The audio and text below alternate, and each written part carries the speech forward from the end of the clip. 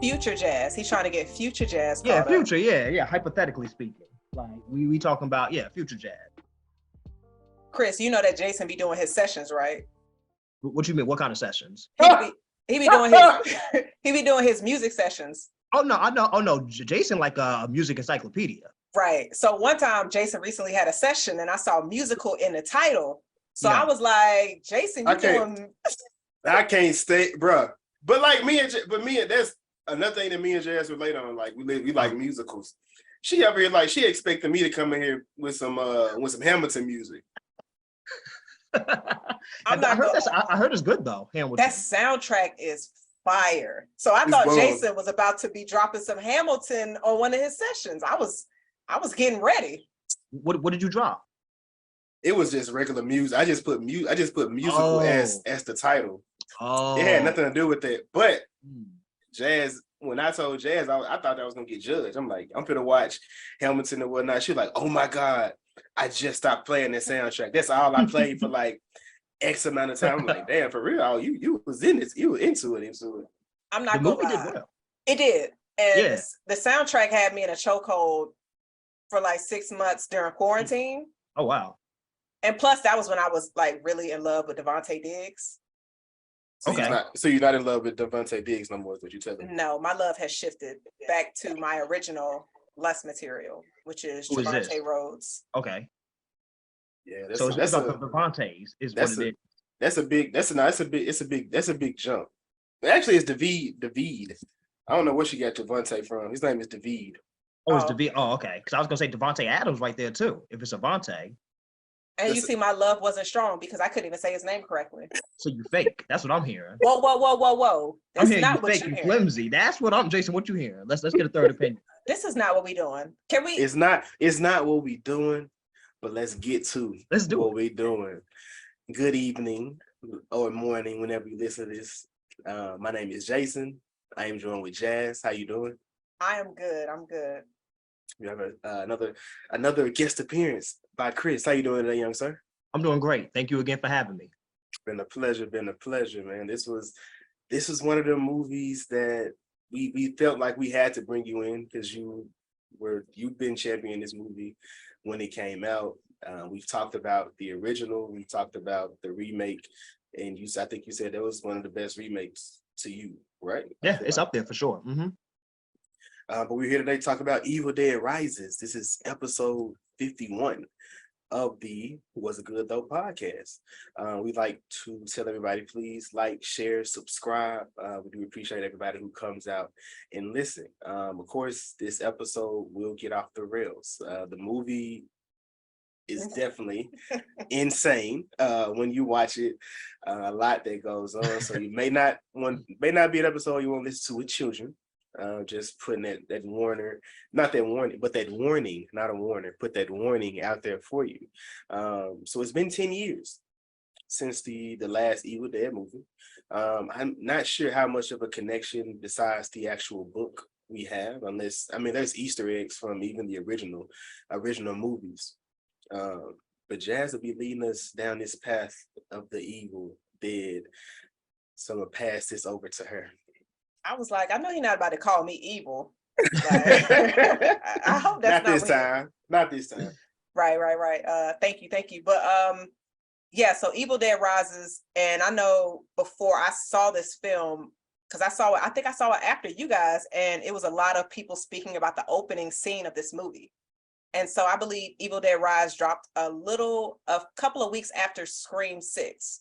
So I want to ask y'all before we get into it, because both films had very horror iconic openings. Mm-hmm. So let me ask y'all first, which movie had the best opening scene? Right. I would say I think Scream was more unexpected. It was definitely more unexpected, but I'm probably going to lean towards, I think Evil Dead Rise may have had a little bit of a better opening, actually. Yeah, I would lean towards it, but both were really good, though. Okay. Great, actually. What about you, Jason? So I'm gonna go Evil Dead because I can't think of nothing, a lot of times we watch things, we often say, if they would have done this, it would have been better. Or if they would have changed this, it would have.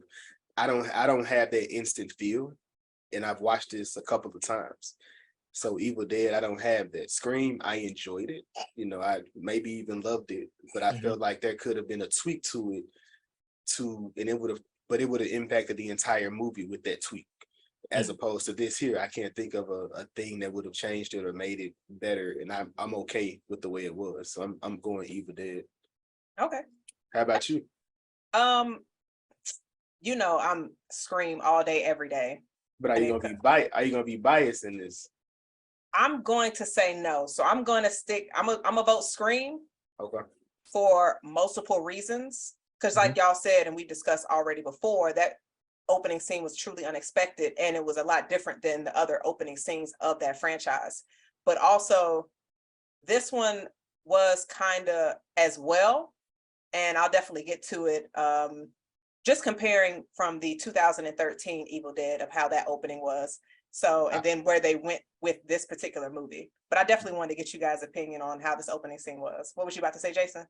You took it out of my mouth. You took the words out of my mouth. I was about to ask you, how do you feel about it compared to the 2013 to this one? Like, does it live up to that opening? So, in my opinion, because I remember like the original Evil Dead, and I think the opening scene for the 2013 movie was more similar to that, of course, because it was obviously a remake.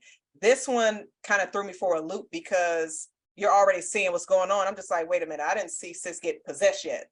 But they don't always show you that. And then we see what happens in the next scene. So, but yeah, so we have our opening scene where saying, you have that whole going through the forest. And from us, people that are familiar with the Evil Dead franchise, we're thinking, wait a minute, did somebody call to read the book already? Or the spirit's about to get somebody already? Like, what the hell going on? But then we come to find out it's just somebody playing with their drone. And so we see a girl on the lake chilling, reading, and then it's an asshole that pulls up. And so anytime you see people in a forest, in a wilderness, they're gonna die. Like, it ain't no ifs, ands, buts about it. RIP to you. Why did you go out there?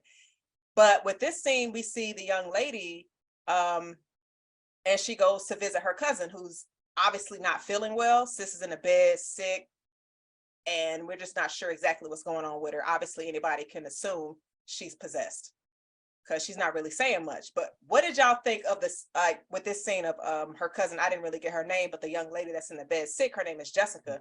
Jessica starts reading word for word the book that her cousin is reading, which of course freaks her cousin out. Like, are y'all sitting in there like, wait a minute, you didn't read this book. How do you know what it's saying word for word? How do you know what page I'm on? Like, how would y'all handle this situation if one of your cousins was laying in that bed doing that creepy type of behavior? I would have left. Like, her voice changed. Like, her voice was a completely different voice. Once that voice changed, and then I seen her fall off the bed, I would have left. Yeah, she would have to figure that one out. I would have to 911. Cause what am I doing? Like, nah, we for that. Somebody else would have to figure that out. I thought it was fire. Like, this is actually why that scene in particular is probably why I would put it above Scream, because I don't really get too scared with horror movies, but that scene was definitely pretty unsettling. Because like Jason said, like, if I saw that in real life, or if I'm experiencing that in real life where my cousin is reading in a demonic voice the book that I'm reading, like, I'm gonna be terrified. So I think they did a really good job. And yeah, that moment I probably would have bounced too, because they obviously are not joking around. Like, this is for real. And I would have probably gotten up out of there too. Right. I didn't tell you what page I'm on. Yeah. You don't know where I'm at in this book. You reading the line that I'm on. Nah, it's not a go. guide. It's time to go. Right. So this scene, let me ask this, because didn't both of you guys see this in theaters? Yes. Okay, so y'all were able to get that theater experience. I watched it at home once it became available on streams. So I probably would have definitely been creeped out if I saw this in theaters, but I'm not gonna lie. Once she fell on that floor, I would have busted out laughing. Because it was the way she fell, like her whole body fell on that shit. And I was like, oh, like a rag doll. That's when I would have definitely left. I don't think I would have went to go check on her. I would have had her boyfriend check on her, and I would have been like, I'm gonna go into town and get her some ginger ale bold.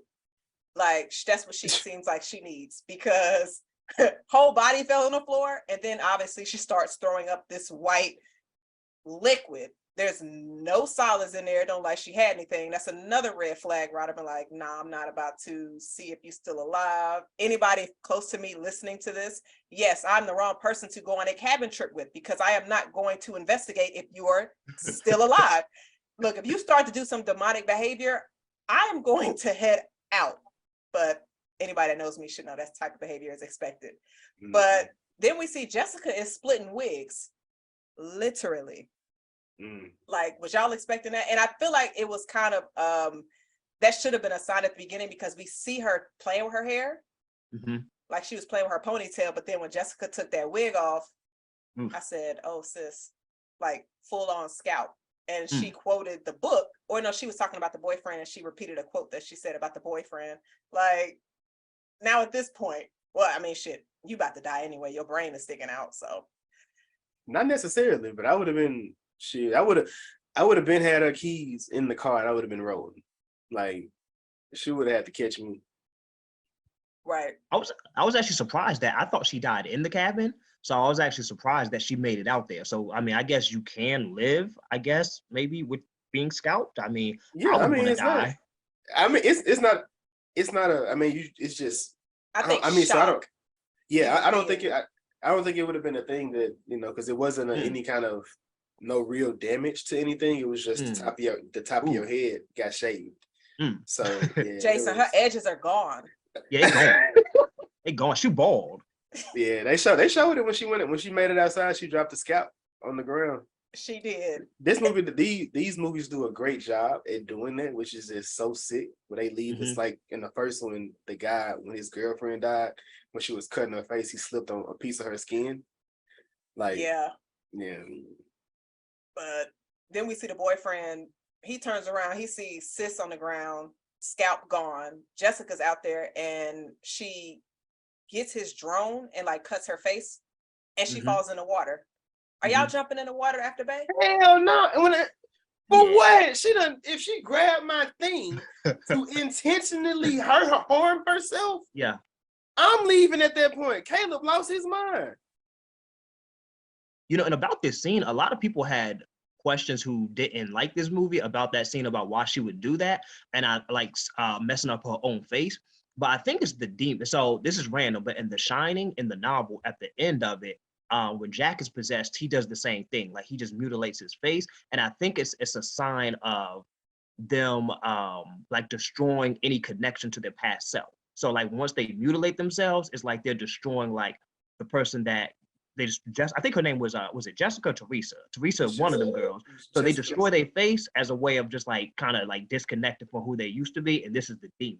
So I think that was people a little bit like questioning that, and that's like that's the conclusion that I came to. If you've watched the movies, you should know that. In the first movie, the girl there was a picture in the book, and she cut her face to look exactly like the demon inside of it. And they always say the person that you're looking for is no longer here. I'm I'm whatever is possessing this person. So a lot of people, I feel like the people that had complaints, or the complaints they was making with the movie, they don't know the lore of the story. So it's just like, if you just walk into it like, why are you doing, but it's not that person. It's the evil within itself. And clearly when they do these things that would kill a normal person, they keep walking. So it's not like it's harming them in the. I mean, I thought that was pretty clear, but a couple people, I was seeing some reviews. I was talking to someone, a girl I follow on Twitter. They were questioning that, and I thought it was pretty clear. But I mean, just for anyone who was confused about that, that was saying we're on the same page about that. No, I agree 100%. And just like Jason said, you got an evil entity living in your body. It's not gonna be like, let me throw some makeup on and go get some clothes. It's going to do as much damage and pain to the body that it's in.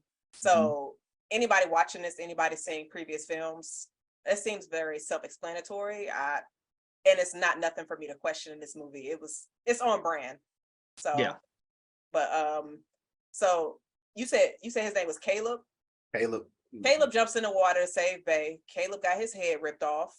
But I guess getting your head ripped off, I mean, getting your scalp taken off is a lot better than getting your head ripped off. So, man, that was brutal. Yeah, I mean, both are pretty trash, but I guess I would imagine getting your head ripped off is over pretty quickly. Oh, girl was just chilling there. You know what I'm saying? I guess it's like, I don't know, 3 seconds. I guess you just get ripped off and it's over. But so girl was just what's up? You rather just be like, I don't want to be in none of that pain. Just go ahead and take me out. Yeah, like, yeah, I'm good. I ain't trying to get especially if I'm gonna die anyways, because we're assuming girl died probably brutally. So like as quick as possible. Just send me to heaven. Just get me up out of here. Chris, you know you're going to Stop. hell, right? Stop, Jets. Okay, Why my we doing bad. this? I knew it was going there. I knew it was going there. My bad. But then we see Jessica comes out of the water, and you get the intro, Evil Dead Rise. She's rising, and she's evil. Thanks, y'all. We appreciate that. But and the thing that's different from this opening is because you get a 1 day earlier. Mm-hmm. And so, which is different from the 2013 one, because that was obviously years later with the group that we were following in that movie. But now we're seeing, okay, we're going to see how she got possessed. Or that was what I thought when I saw the 1 day earlier. I was like, okay, now we're going to see how this young lady got possessed and how they got to this cabin. Yeah.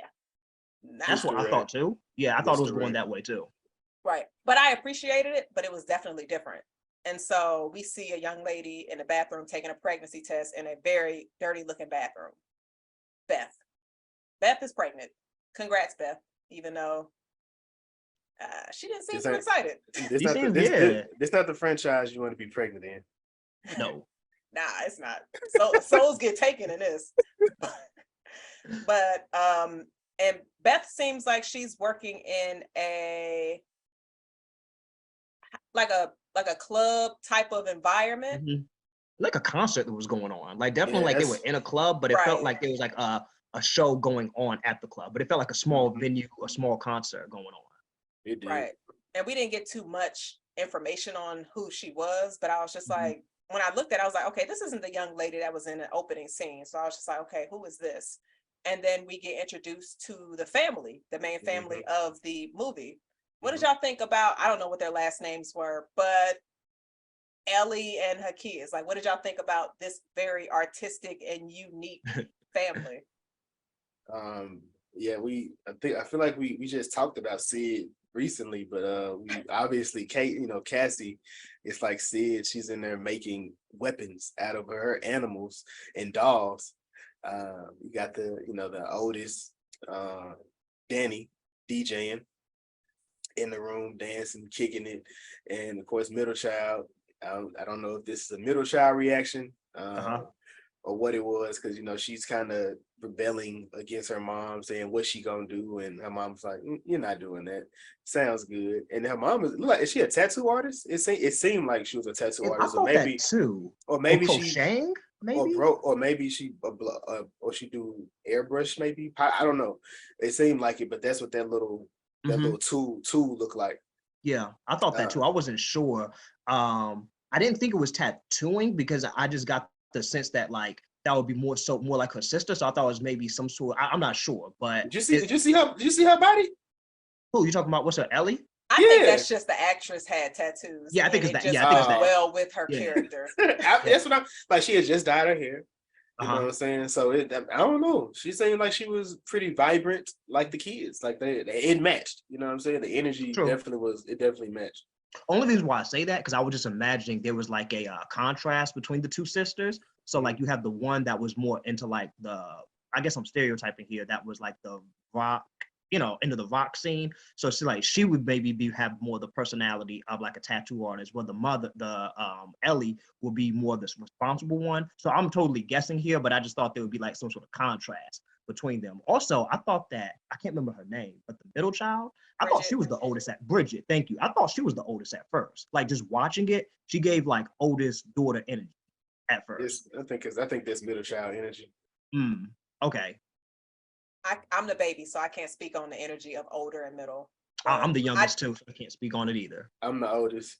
but that just felt like super middle child always seems like, because typically with the middle child they have to do something to stand out, to be in the middle a lot of times, because oftentimes the older is just the one that the people go to, but then when the baby, if there's a baby, then that's who gets all the attention. So the middle child, they tend to have to try to work a little bit more. So but that responsible, being super responsible, that definitely felt like Bridget. And I think that's what I was looking at more, was just kind of that responsibility. She seemed mature because she was going to a protest, or wanted to go to a protest. So I guess that's what I was going off of. But yeah, they were but yeah, the family seemed cool though. With Ellie, you know, I think they I liked her. I thought she was a good actress. I thought she did a nice job in the scenes we saw her in. No, Ellie definitely was the standout character in this movie for me. I agree. We're definitely gonna give her flowers, because sis, that bitch was acting. I was gonna definitely ask Ellie or Mia. I think that's her name, Mia.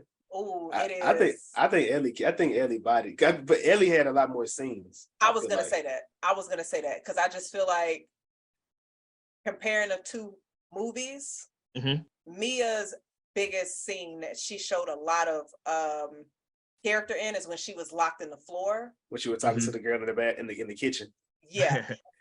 No, when she was basically just down on the floor, and like the floor when they trapped her, and she was like talking through that. So when she was just down there, she had a lot of like creepy scenes. And then when it was another scene, I'm gonna get to it. We gonna do some comparisons between the two movies. But Ellie, yeah, hands down, like nobody can sit up here and say Mia did a better job than Ellie. Like, nah. Ellie, yeah. She had some working to do, but yeah, she had some work cut out for her, but she delivered. One thing I like about horror movies though is that like we're seeing like some good performances where actors, like we're not getting like people who are kind of like bullshitting or like in their very first movie. Because she was in a TV show, Vikings, you know, which is pretty critically acclaimed. I hope I'm not taking anyone linked phones. But you know what I'm saying? So we're getting some good actors and actresses, even we talked about in Scream. You know, I feel like they're acting like really well. So that's one thing like this stood out to me with Ellie, that she's clearly, I think we all agree that she was probably the standout of this film. But one thing I like about the horror industry is that we are getting like some really good acting performances. I agree, because for years, a lot of studios did horror movies because they were the cheapest ones to do, to where they didn't have much of a high standard on the performers in their projects. But like you were saying, like now we're seeing very good actors in these movies, which is for the viewers giving us a better experience, because we've seen trash horror movies before. And it's just like, all right, y'all, like y'all had a very good concept, but the acting can destroy it. And it's just like, I wish it was better. I'm gonna throw this one movie out there. I could not stand the acting in It Follows, but I love the concept of that movie. Could not stand it. Really? Okay. I haven't seen that movie in a minute, and I can't really remember like what I thought about that. Yeah, I don't remember it being bad, but I would have to go back and rewatch. So she didn't say it was bad. She just said she couldn't stand it. Okay, true. Let me not put words in your mouth. Well, that's a jazz thing. You gotta understand her when it comes to like. All right, let me not put my words in your mouth. A movie when the kids are not at least 20. It's already a curve. It's already curved. So when it's children, when it's a children-based movie, it's already slightly curved. So them kids got to work for Jazz to be like, okay, I enjoyed that. That's not That's true. fair though. Name the kid movie that you enjoyed. Where it's a horror movie with children. The Conjuring. You think you enjoyed The Conjuring? Yeah, The Conjuring had me scared. I don't think that's really centered around the kids. Though. They were possessed and they were getting thrown around the house. I definitely think that the girls, the first one, I think it was definitely like, it was kind of spread out between the 5 girls, but it was definitely like focused between them, I thought. It was a lot of fuck these kids in The Conjuring. So, and then I think in The Conjuring Part 2 as well, because you also had another family where the kids was going through hell. And also the Netflix series, The Haunting on Hill House. Okay, that's a series. So I don't be hating the kids. Oh, well, let me ask you this before. What about Stranger Things? Because that's like horror. She's changing. She's switching up. She's switching up on me. You do be saying fuck them kids a lot though. All the time. You do say fuck them kids, and I feel like I say fuck them kids a lot, but you worse than me. Damn, what's up with all the fuck the kids? Hold on now. we ain't got kids, so it's different. I have nieces and nephews who I love. I love my. Clearly, this movie was big on fuck them kids. Yeah, and, it was. And within this scene, that's where we get introduced to more. I guess there's more bodies for the movie where the kids come over trying to watch a movie. But she ain't feeling them at all. But they said want to watch all the Freddy Krueger, even the bad ones. How'd you feel about that, Jazz? So it was a lot of Easter eggs of references to other horror movies in this. But I'm glad you mentioned it because I forgot to add that in my notes. But I didn't. I know you didn't because you take every opportunity to bash a Wes Craven film, especially when it comes to Freddy. So you can go to hell. But I'm not gonna sit up here and act like Freddy 2 was the best thing in the world because it fell short. Freddy 2 or Freddy 3? You like Freddy 3 better though, right? That's the with Lawrence Fishburne. I didn't hate it that much, but Freddy 2 was Homeboy was in there dancing. It was looking a little sus, but the actor is gay in real life. Like he was coded as gay in the movie, and he's gay in real life. And he was actually, I want to say that he was outed during that movie. I want to say, yeah. So there is. So if you thought he was sus, like he is. But yeah, that's wild. You ain't like Freddy 2 though. I thought that was pretty straight. I mean, it wasn't as good as the first one. True, that's true. So, but a lot of the sequels outside of Halloween, of sequels. I'm not going to put Scream 2 before Scream 1, but Scream 2 was good. It's debatable, but I'm gonna let you have it. Let's focus on this franchise, Lisa. We was on Scream last week, but yeah, and it's funny because like as you mentioned, the kids from upstairs, or I think they were probably on the same floor, were trying to hang out with Bridget, and Bridget's like, yeah, nah, I'm not rocking with y'all, and she's looking through the peephole, and you see the reaction of the boy. He was just like, damn, like, should I knock again? And I was just like, dang, Bridget got hoes on the same floor, sir? That's what's up, sis. That's what's up.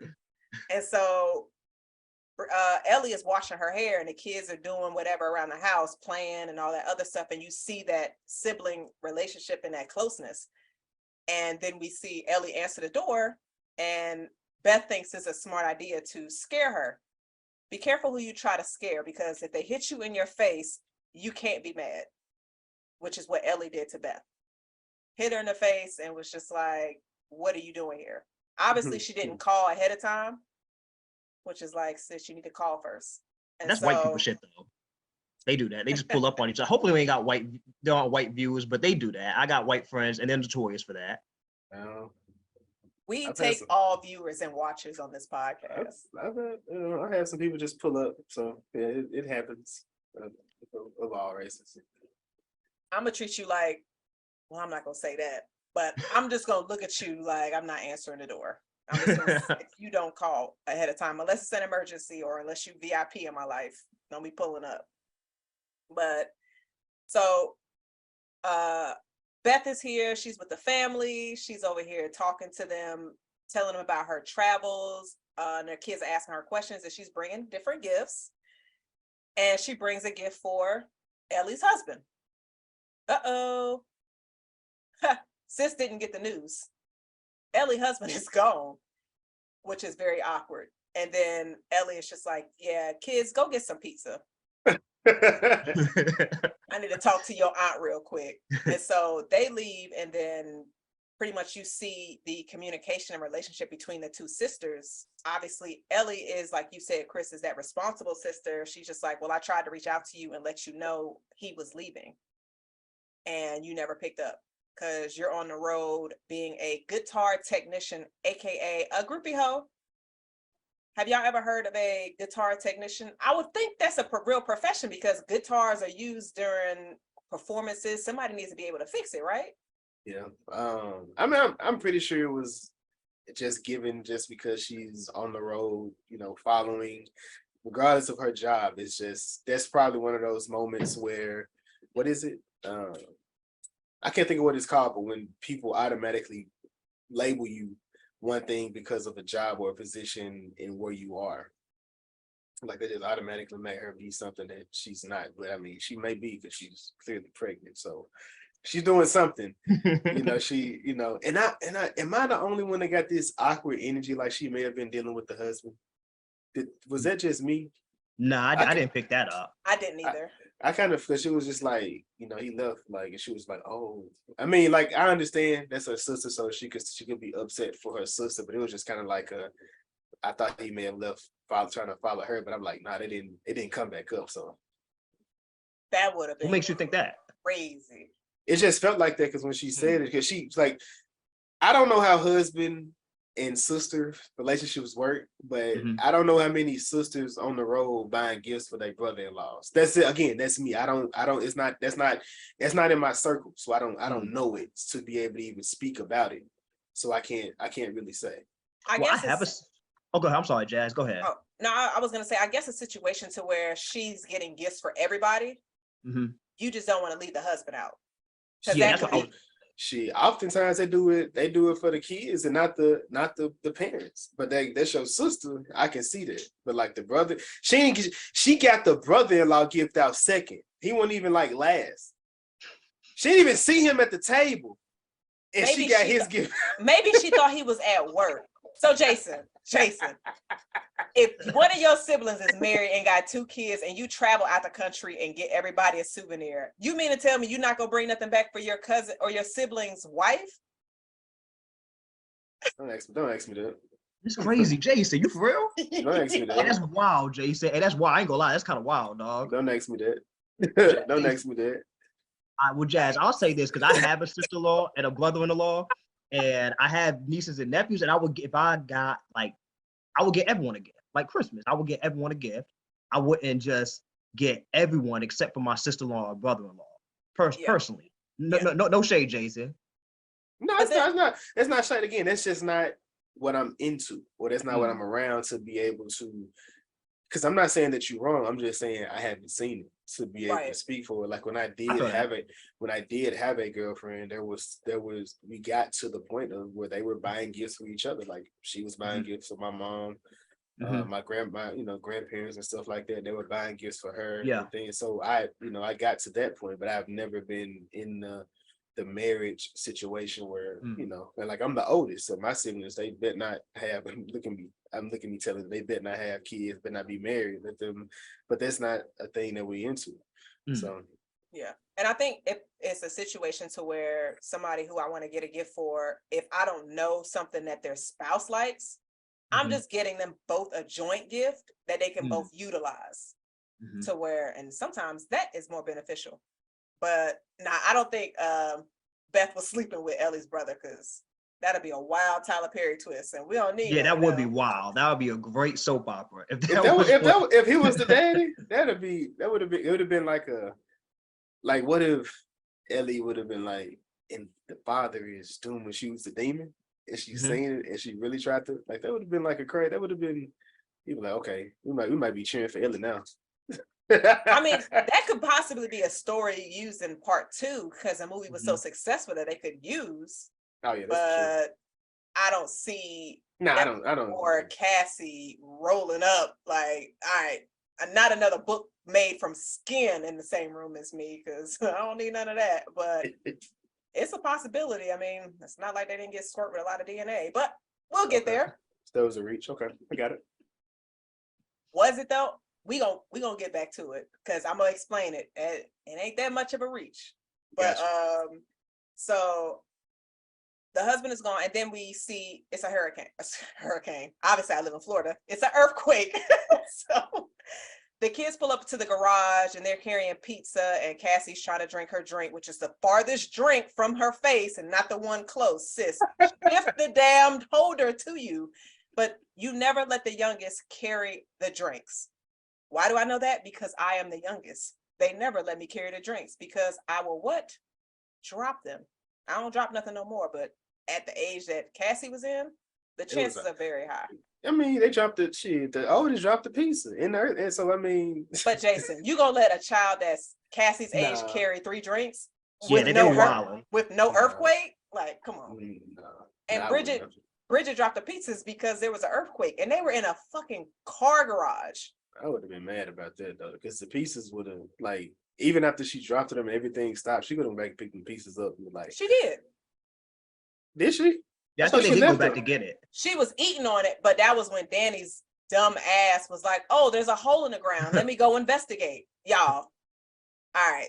I'm gonna point out the issues because I'm like, please have more sense in this because obviously this movie is set in modern day. Mm-hmm. Come on. mean, Chance is no different than the 2013 version. Because if I start smelling dead bodies, I'm not going to go figure out why I smell like a dead body. I'm finna leave. You're not gonna see who the dead person is? Like just What do you know that for? Call the police, they can figure it out. I don't need to figure out nothing. Nah, it smell like dead bodies down there. Because it don't smell like Jazz. What am I investigating? I'm not calling the police. This shit was here before me. I'm leaving. I'm be like, let's go ahead and sell this cabin. And hopefully we can sell it for a good. I didn't see nothing at all. But like when y'all saw this scene and how it unfolded and where it was going, please let me know your thoughts because Danny was pissing me all the way off because you're going into a hole after an earthquake. Oh, it's a bank vault. And I guess he was thinking, oh, maybe I'm gonna find some gold bricks. Maybe I'm gonna find some money. Maybe I'm gonna find some diamonds. He ain't find none of that shit. So the motivation, we later find out why he was so motivated to keep pushing through, but it wasn't enough. I don't feel like the reward was worth the risk that he was taking. Just given an earthquake had just happened, what if it happened again and things fell on him when he was up under there? And you picking up something you don't know what it is, like you just hoping for it. But it wasn't. It reminded me of the Wishmaster. I don't know if you ever seen that. It's not worth. Like what you're doing is not even really worth it. So a lot of people who that I've seen reviews with this movie, they took issue with that. So the first point about it being an earthquake and it could have like a second one happen or if things could crash on you, that part makes it really dumb that he went down there. Like that, like I'm in total agreement on. Now, aside from that, and that is a big aside, if there's just a hole in the ground, if there's any demographic of people that I would think that will go down there, it would be a teenage boy. He's what, 16, 17, I'm guessing. Like that's the demographic that I would pick. So it was dumb, but it actually, in my opinion, I think it tracks that a teenage boy would go do that. So in that sense, it kind of makes sense. And amongst the three kids, if I was gonna pick one of the ones that would go down there, it would probably be Danny, just the fact that he's a teenage boy. So that's why I didn't have as much issue with him doing that and the dumb stuff he did, because I feel like it tracks with his character or with the demographic of his character. Okay, I'm not mad at that. And then when he got down there, why are you laughing, Jason? The demographic of his character. The demographic, yeah. He's a teenage boy. Like he's a teenage boy. That's what I mean. He's a teenage, like 16, 17. Got you. I feel you. Because I wasn't a mysterious kid. Like curiosity killed the cat. So once I found out that curiosity killed the cat, I stopped being so curious about things. So I wasn't either. Go ahead, Jazz. I'm sorry. I was just gonna say there was one detail of the demographic Chris did not add to that. I didn't want to say it again. I already said it once. So that's why I laughed. But since it's out there, since the cat's out the bag, like a white teenage boy is 100% going down there. 100%. You know, but I don't want to be that dude saying that. But like, if I'm gonna pick somebody who's gonna go down in a hole after an earthquake, a 16, 17-year-old white boy, he's gonna be the one. No disrespect to the white listeners. I'm sorry. Nah, we still love y'all, but y'all gotta listen and think. Yeah, that tracks. I mean, you watching the horror movies, the demographic of doing ridiculous things, it definitely tracks. And also like in real life, like what Jason's point, like I was a bit of a cautious kid too.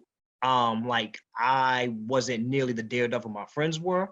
But I've seen had some friends of all races do some pretty wild things. And we were, 15, 16, 17, 18, 19, 15 to 19 or so. It's expected, but I think the other part of that was one thing that I forgot to mention is whenever at the table talking, like I said, the little girl, she was making weapons because her brother told her about ghosts. And it was brought up that they lived inside of an old bank building. So his motivation in that, which kind of goes into the character, which I don't know if people caught that really, was it's an old bank. So for him, he's looking at it like it may be some old money in here. It may be something that they forgot, that they left. So him going into those little things, that was his other part of it, but he took what he seen. So I understand it from that point of view, but it would have, like I said, that's something like when you're just watching this movie, especially in theater, when I was watching it, I'm already uneasy the entire time. So you never know what's going on. But then like you seeing this little kid doing some just that seems some like fuck shit to me. It's just like, bro, what are you doing? Like, come on, dog. Nah, you're right. Especially once he gets down there and you're looking through papers and then you see some old records and you like, oh, let me go ahead and put this in my backpack. And you see other things and then you see this religious statue, which is Jesus on a cross. So when y'all saw this, when it jumped out, didn't it seem like somebody was in that statue? Did y'all? So, and I was, what'd you say, Chris? No, I said I would have thought that. I'm agreeing. Because like when I saw it, just seemed like somebody was in there and like their mouth was covered. And I was like, wait, is somebody locked in there? But I mean, Danny didn't really react as if somebody was in there, and he just kept going further into that hole, seeing all these different coins hanging, crosses. That right there should have been your next red flag of 50 that had shown in your face within this past 10 minutes. Like, nah, I don't need to be down here, because how many banks do y'all know that has religious things just hanging around? Like, nah, that's not really what's hanging around there. And you getting all these little books and then records, thinking it's about to be some money. And even Bridget mentioned in a scene later on, we haven't got to it yet, was like, normally with stuff like that, if it's hidden, it's supposed to stay hidden. Like, it's not because somebody is just hiding money or medallions or, you know, serious valuables. It's because it could possibly be some shit you don't want to get mixed up in. But I mean, Danny, he was humbled an hour after this scene. Yeah. And logically speaking, it really don't make sense that, like, I'll say, if there's a bank vault down there and then an apartment complex is built over it, at least logically speaking, you would think that the person who hid money down there would probably go back to get it. At least that's what I would think. So I mean, you saying Blue Street, not all the time they do that. Actually, I've never seen Blue Street. God damn. What? I know. Yeah, you should check that out. He Okay. he does, it's similar to what you're saying, but yeah. I mean, the fact that it was at like under an apartment building and they were supposed to destroy it within a month. Yeah. So for somebody who may have trying to get something that hid something down there, they probably think, let me wait till after this building is destroyed to go get my money. So, which could possibly another be a reason, like Jason was saying, Danny's motive of like, oh, let me get this because maybe somebody hid it and the building is being destroyed. They might try to come back and get it. So that could possibly be a reach, but you know, we can throw different theories out there. But then we get to the scene of Ellie and Beth in the hallway, because obviously you just had an earthquake. She's worried about the kids and definitely not gonna get in the elevator after an earthquake. And so we meet some of the neighbors. Ellie's like, hey, her lying ass. You said what? Ellie with her lying ass. What do you say she lying? She said don't take the elevator after an earthquake, but the next immediate scene, she takes the elevator after an earthquake. Well, you know, parents tell their kids to do one thing and that they'll end up doing it themselves. Because I was like, and she looked at the steps too. The steps wasn't damaged until after what she did. Okay, that's what I was about to ask. Okay. Right.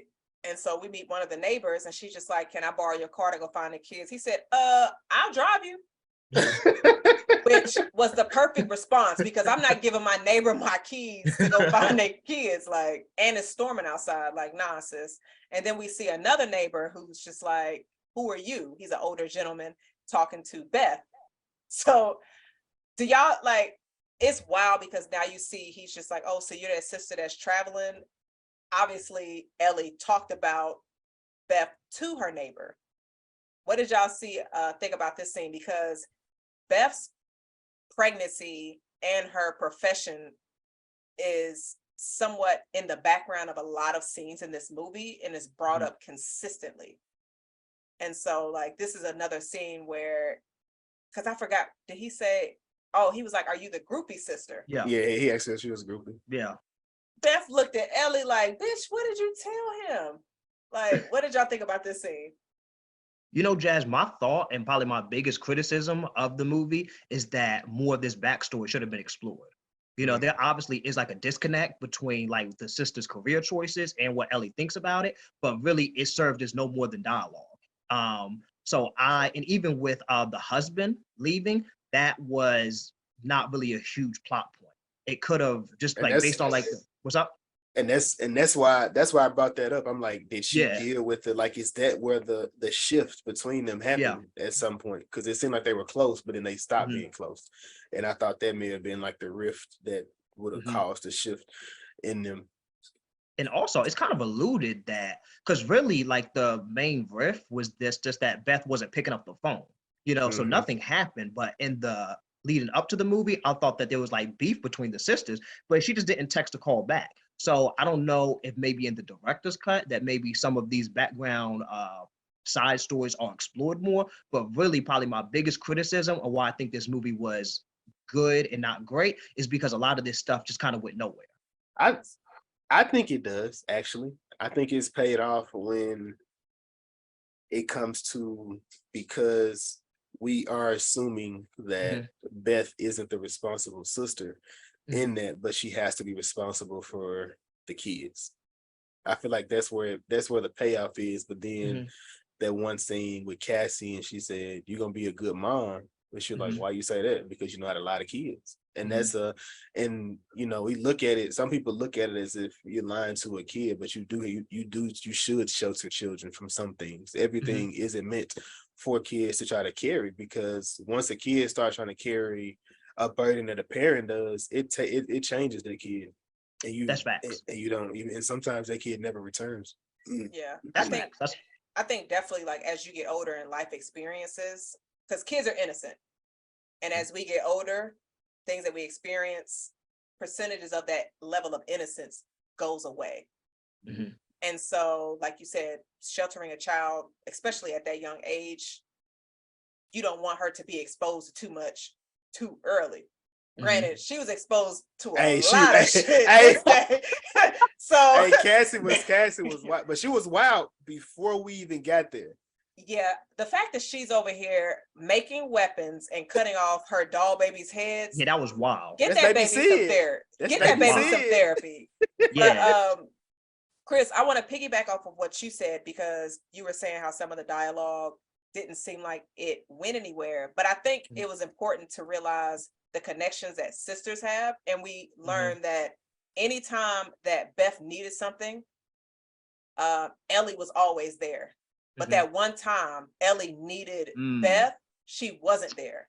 That's a good point. So it's just like, if I'm always in your corner, if I'm always there for you to help guide you, that moment where I needed your support, you weren't there. That's a good point. So that can be a lot. Like a lot. Like that's a good point. That's true. Like a very hard toll. It's just like when I needed you when my husband was leaving, and I still got these 3 kids.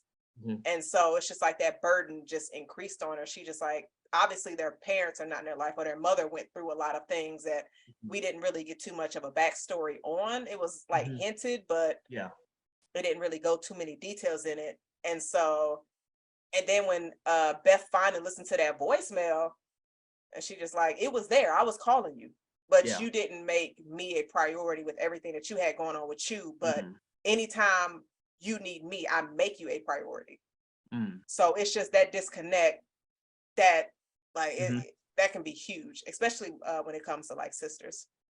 That's fair. That's right. I didn't look at it like that. I guess I was just looking more so just like the things they were saying on face value, like her being a guitar technician, but then Ellie calling her a groupie. Like that was just more so like dialogue filler for me. Or even with Jay, him leaving, we do see that like there's like financial issues, and that's a motivation for why Danny went down there. But like I guess I don't know, maybe I'm asking for too much, but maybe just like a little bit more exploration on this. And again, I know a lot of films like sometimes what the directors and the writers have in mind isn't always what is provided in theaters. So a lot of times things are cut, like, you know, seeing that with the Justice League Snyder cut, that was a totally different film than what he had, you know, in mind, the 4-hour movie. So shit needed to be cut. But, you know, so sometimes like when I'm watching films, I do keep that in my mind that maybe there was like other things that were cut than what we're seeing. Right. No, that makes perfect sense. And it sucks once you see the deleted scenes, you just like, y'all could have kept that in the movie. Yeah. But, so the kids get back, they're back in the house and everything, and we see Danny and Bridget looking at the book.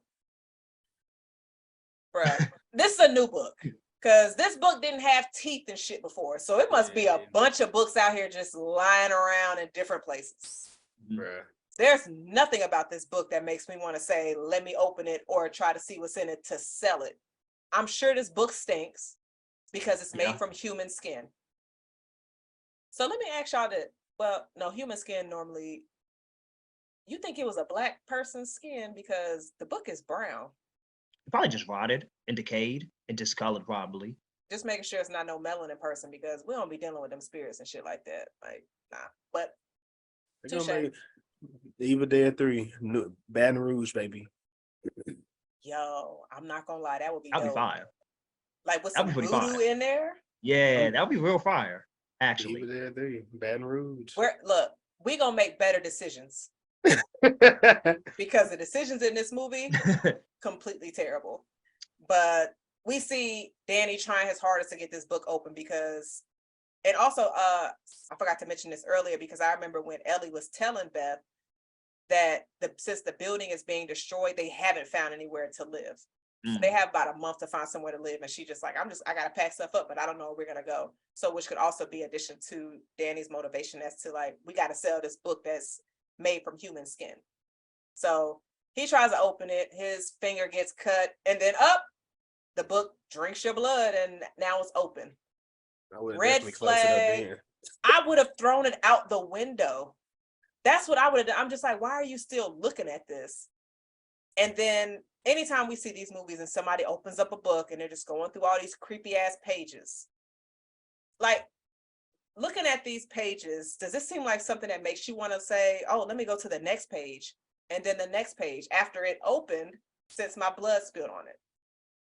Nah, I wouldn't, man. Then he played the record too. Like he was doing the most. Then it was wild. He said he set the family up for success, didn't he? It was just like every little thing, and I'm like, so you like, let me listen to the record and had a book open. None of this is creepy. I'm like, what are you doing? And I hate that Bridget didn't just take that book away from him, because with you leaving it with him because y'all can't go out the house anymore that night, she's just like, just promise me you're gonna get rid of it in the morning. I promise. Y'all ain't got till in the morning. You're dying tonight. So is it does the entity come out when the book is open, or is it when the words begin to be chanted? Because it seemed as if the spirit was already around, but maybe it can't possess you until the words are said. Because it's like it was, So it's when the words are chanted, but then when you look at the end of this movie, words don't have to be chanted, which was another issue I had with this movie. Well, I'm gonna go to the previous movie. It said as long as 5 people get killed, it can just rain terror. So that's why I took it as if it stayed around, because they got people the fuck out of here. Yeah, they did. But you had more than 5 people die in this movie. That's my point. It said only 5 people need to die. In the previous movie, it said 5 people gotta die, and then it's gonna rain terror on the world. Like it'll start, blood will rain from the sky and stuff like that. So, and that 5 people didn't die in the previous movie, but in here, technically they did. It's just, I mean 5 once that book got read. Right. So, Yeah, but I don't know if it was the same rules in it. I'm assuming so, but you're right. No book had to be read but I felt like that spirit just stayed in there, so it just went instead of. And also, I think there's like 3 different books. I know these movies don't follow the same continuity, I don't think, but I want to say there are 3 different books, from the very first, the Evil Dead 1, then the second one, and now this one. the Evil Dead 2013 is a remake, so that would be the same book. And then in Army of the Darkness, I haven't seen that in a really long time, so I can't say. It was 3 books in that, but 2 Uh, of them were diversions. So Okay. it wasn't Okay. the necromance book. Okay. It was like 3 different ones, and you had to say the correct words for him Mhm. to actually get the right book. But I mean, I guess that could be it. But just hanging around in a fucking parking garage? Nah, I'm not buying that. Because But it's maybe it's waiting for humans. Maybe it like hangs around. So I don't know. I'm just guessing. I'm not sure, but maybe it hangs around souls, possibly. we'll get to that. Yeah. Because I got some other issues. Because that's a big ass apartment complex. You know what I'm saying? So I don't know. It just it should. I don't see why I would stay on one floor. But again, sometimes you got to suspend your disbelief a little bit with horror movies. I guess. But I definitely thought it was gonna be like a level to level just terror That's throughout what you of would there. think. That's what But I would think. so it definitely kept its evil on one floor. Yeah. So I mean, I don't know. But so Danny is left with the book and then the record, and then we see Beth and Cassie in the bath. And so they obviously wanted you to see the connection between these 2 characters, because we all know Beth is pregnant. And just seeing her relationship with Cassie playing all wholesome, and then her stomach starts to hurt. And then Cassie's like, oh, I hate when my stomach hurts too. It's like, nah, your stomach shouldn't be hurting like this is. This is a different kind of pain. And so, and obviously we realize that Beth hasn't mentioned to Ellie that she is pregnant. So this whole montage, and it's not really a montage because you have other dialogues. You have Danny playing the record, and you're hearing the dialogue from the record, and he's just like, oh, I'm in my DJ Jason energy right now. Like, I'm getting this all together. Like, Jason, did you feel like, oh yeah, let me play? I play that. I slow it down too. in notes, Danny is playing the album that came with the Book of the Dead, turning album off now. At that point, it was raps. I wouldn't have got to where it said Kandar. Like that wouldn't even been heard by me ever in life. So when it got to the Kandar part, I was like, oh shit, that was in Evil Dead 1 when he first began reading it, and then that's when that spirit came out. Like it first got unleashed. It didn't take over anybody yet, but it definitely got unleashed. Yeah, I was just like, at no point did you think, let me stop? Because he played 2 records. Like I think that's a teenage curiosity. I think it's is like a car crash to where you can't look away, and it's just something to where not saying I don't agree, not saying I would do that, but I just think that in that situation it's just so enticing that you just can't look away. You're just too curious, overly curious. right. And I guess like at this point, there's no way you think anything from this book, your mother is going to be able to make money from it. Like this shit looks creepy and demonic. Mm-hmm. There's who's buying this book? some weirdo. You think he put it on eBay? I don't think he put it nowhere. Yeah, he ain't have a chance. Yeah, it ain't go nowhere, not from him. And it sucks because with all of this happening, he's listening to a record, obviously getting scared. You gonna continue listening to a record that's scaring the shit out of you. You see the book that you just that's how we watch movies. Oftentimes the thrill of something is what people live for. So although it's scaring you, you like, I gotta see what's happening. I gotta see what's coming next. I gotta see what's coming next. We just talked about that in Scream 3. Like, regardless of how scared you are, you're gonna keep reading pages. Even when you smell gasoline, you're gonna light a lighter to see if you can keep reading it. I mean, it just happens sometimes. But fiction is a little bit different though. Like if it's a movie or a book, something that I know is fictional, that's different than something that like really might seem demonic and real. Like if it's demonic and I'm reading it and it's actually creeping me out, like I'm probably gonna stop. And I think I had mentioned it to you once, like some artists that had, I think we were talking about 3 6 Mafia. Some of their music was like freaking me out. Their early, like mid 94, 95 music, and it was making me like uncomfortable, you know? So I can't imagine reading the Necronomicon and feeling uncomfortable and scared and keep reading it. Like that's where I jump off personally. And then the book pages are turning.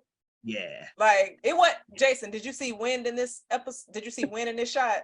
I ain't see no wind either. So what is turning those pages? His window was closed. So I'm like, Danny, just stop. But then it got to the point to where you done listen to 2 albums and it's 20 minutes done passed and now you want to stop? Like the spirit is already in the apartment building and it done got your mama. Let me ask you a question. My bad, finish your statement. I'm sorry. No, you go ahead. I was going to ask y'all, do you think that, and I know this wasn't stated in it, but do you think that maybe the book entices people to keep reading? That's one of those things to where like you have to keep doing it. It compels you because it don't seem logical to keep reading it, but maybe, I don't know, maybe it's something in it that just keeps making you turn the pages, or it's almost like a drug. I don't think so. I think they're just so curious that they just keep going, and by the time they get too far, it happens. Like because when he played the record, again, I hear Book of the Dead, I'm stopping because like that's a red flag for me. He kept going, and then once Kandar got said, he stopped it. Well, he tried to stop it, and it continued itself. It just played it out. Like it didn't matter what he did, he couldn't have stopped it at that point. Like I think it's just certain stuff that he should have stopped on, but the curiosity took him so far, there was no way. And I was actually thinking about something. It was the other movie I seen. It was last year though. The remake. It wasn't a remake, but it was a continuation. Hellraiser.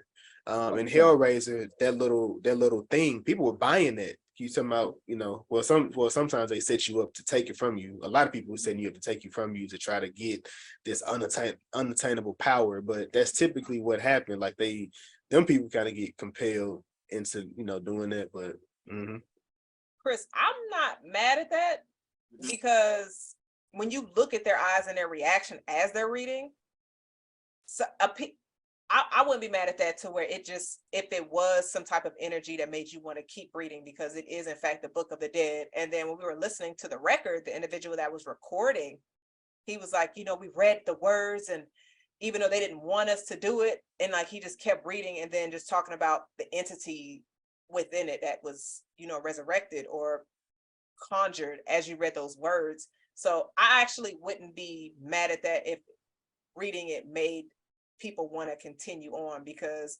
the images that you're seeing in these pages, there's no way you're gonna be like, all right, let me keep reading, this a bomb ass book. Like, nah. And it's just old pages. So if that was the case, that would make a lot more sense than him being a stupid ass teenager, because if that's the case, we had a grown man still reading the pages in 2013. And so it's just, I don't know. It could definitely go either way, but I wouldn't be mad at that if that's what it was. Yeah, and I can see where Jason is coming from, because some people are just curious.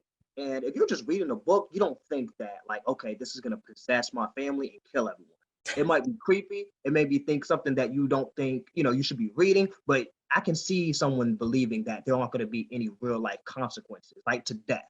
So I can definitely see Jason's point too. And the only reason why I would say that maybe it's not compelling them is because through 5 movies, that's never been stated or suggested. That's just my theory on why. But I can definitely see, I know some people now that would probably read something like that. They have no business doing, just out of curiosity. So I can definitely see where Jason is coming from, for sure. You might not go on no trip with them, because if they find some shit, they're going to read it and then whole cabin you're done. I got a homeboy right now I'm thinking about. I ain't gonna say his name. I ain't gonna put him out there, but I know he would probably be some shit like that. What he look like? Jazz. All right, you right. Jazz. She can't help herself. Jazz, I just showed you he gonna read for the Book of the Dead. And she's compared by the Book of the D. You gotta chill. But I'm not saying you're wrong.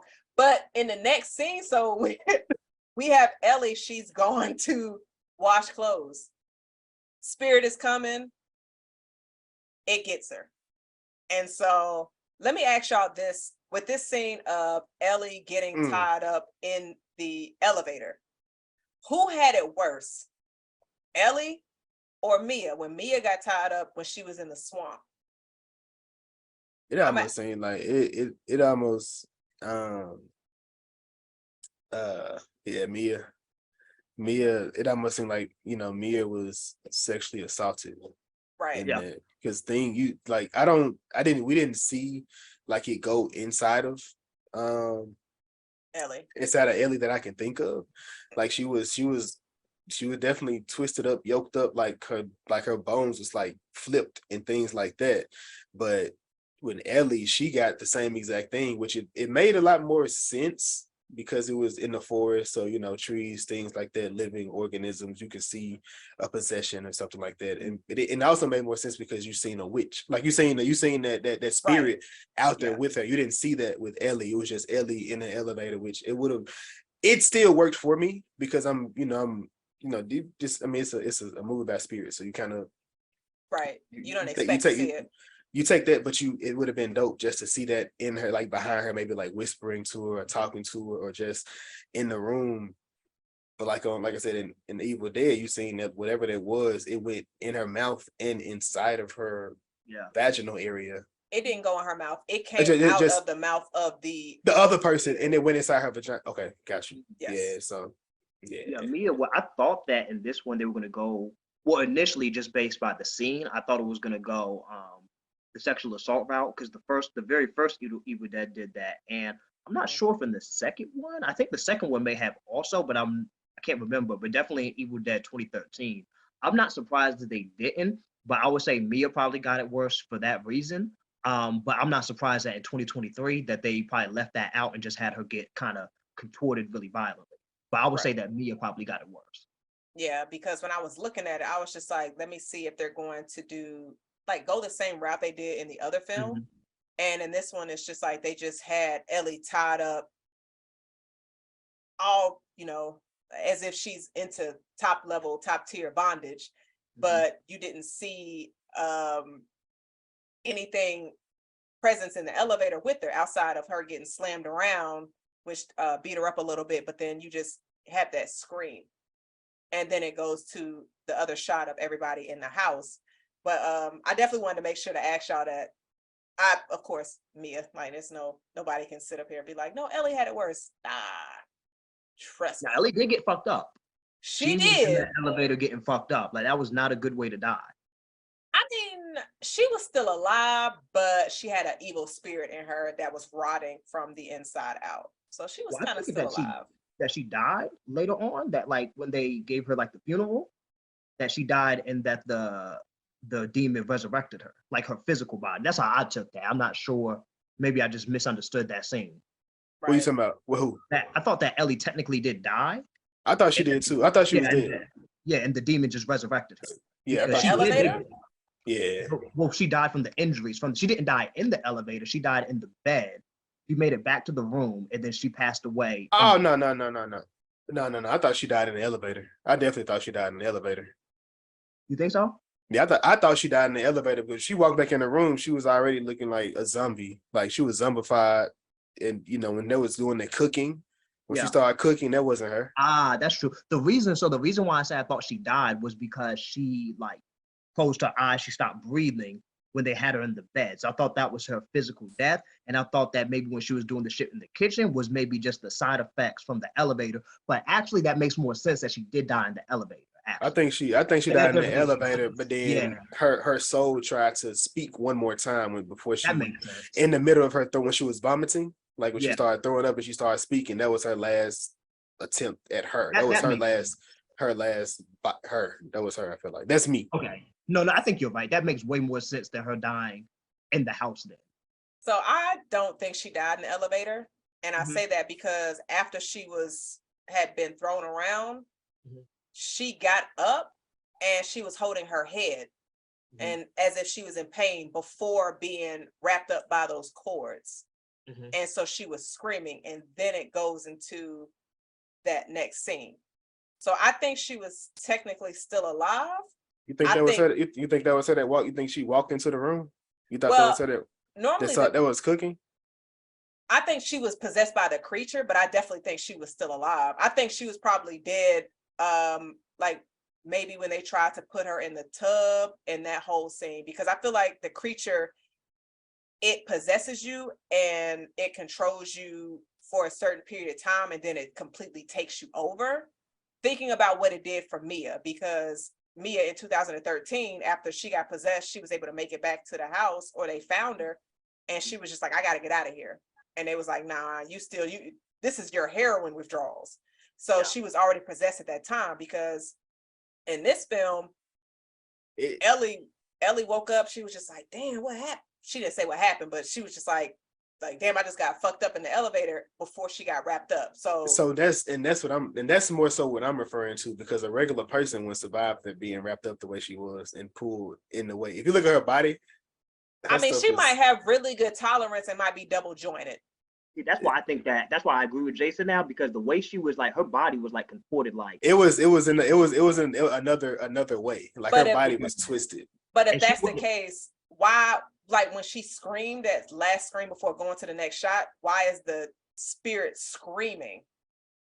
The same reason the spirit screamed when it was like any other time that spirit be screamed, like it screamed. I don't think that's her who screamed, like when she screamed and she breaking the glasses and everything in the house. Is that what you mean? But obviously, well, I mean, during those scenes, she was trying to scare everybody else. But if you are a spirit and you take over somebody's body, why are you wrapping yourself up if the person is already dead? Why are you screaming in pain and agony in the elevator?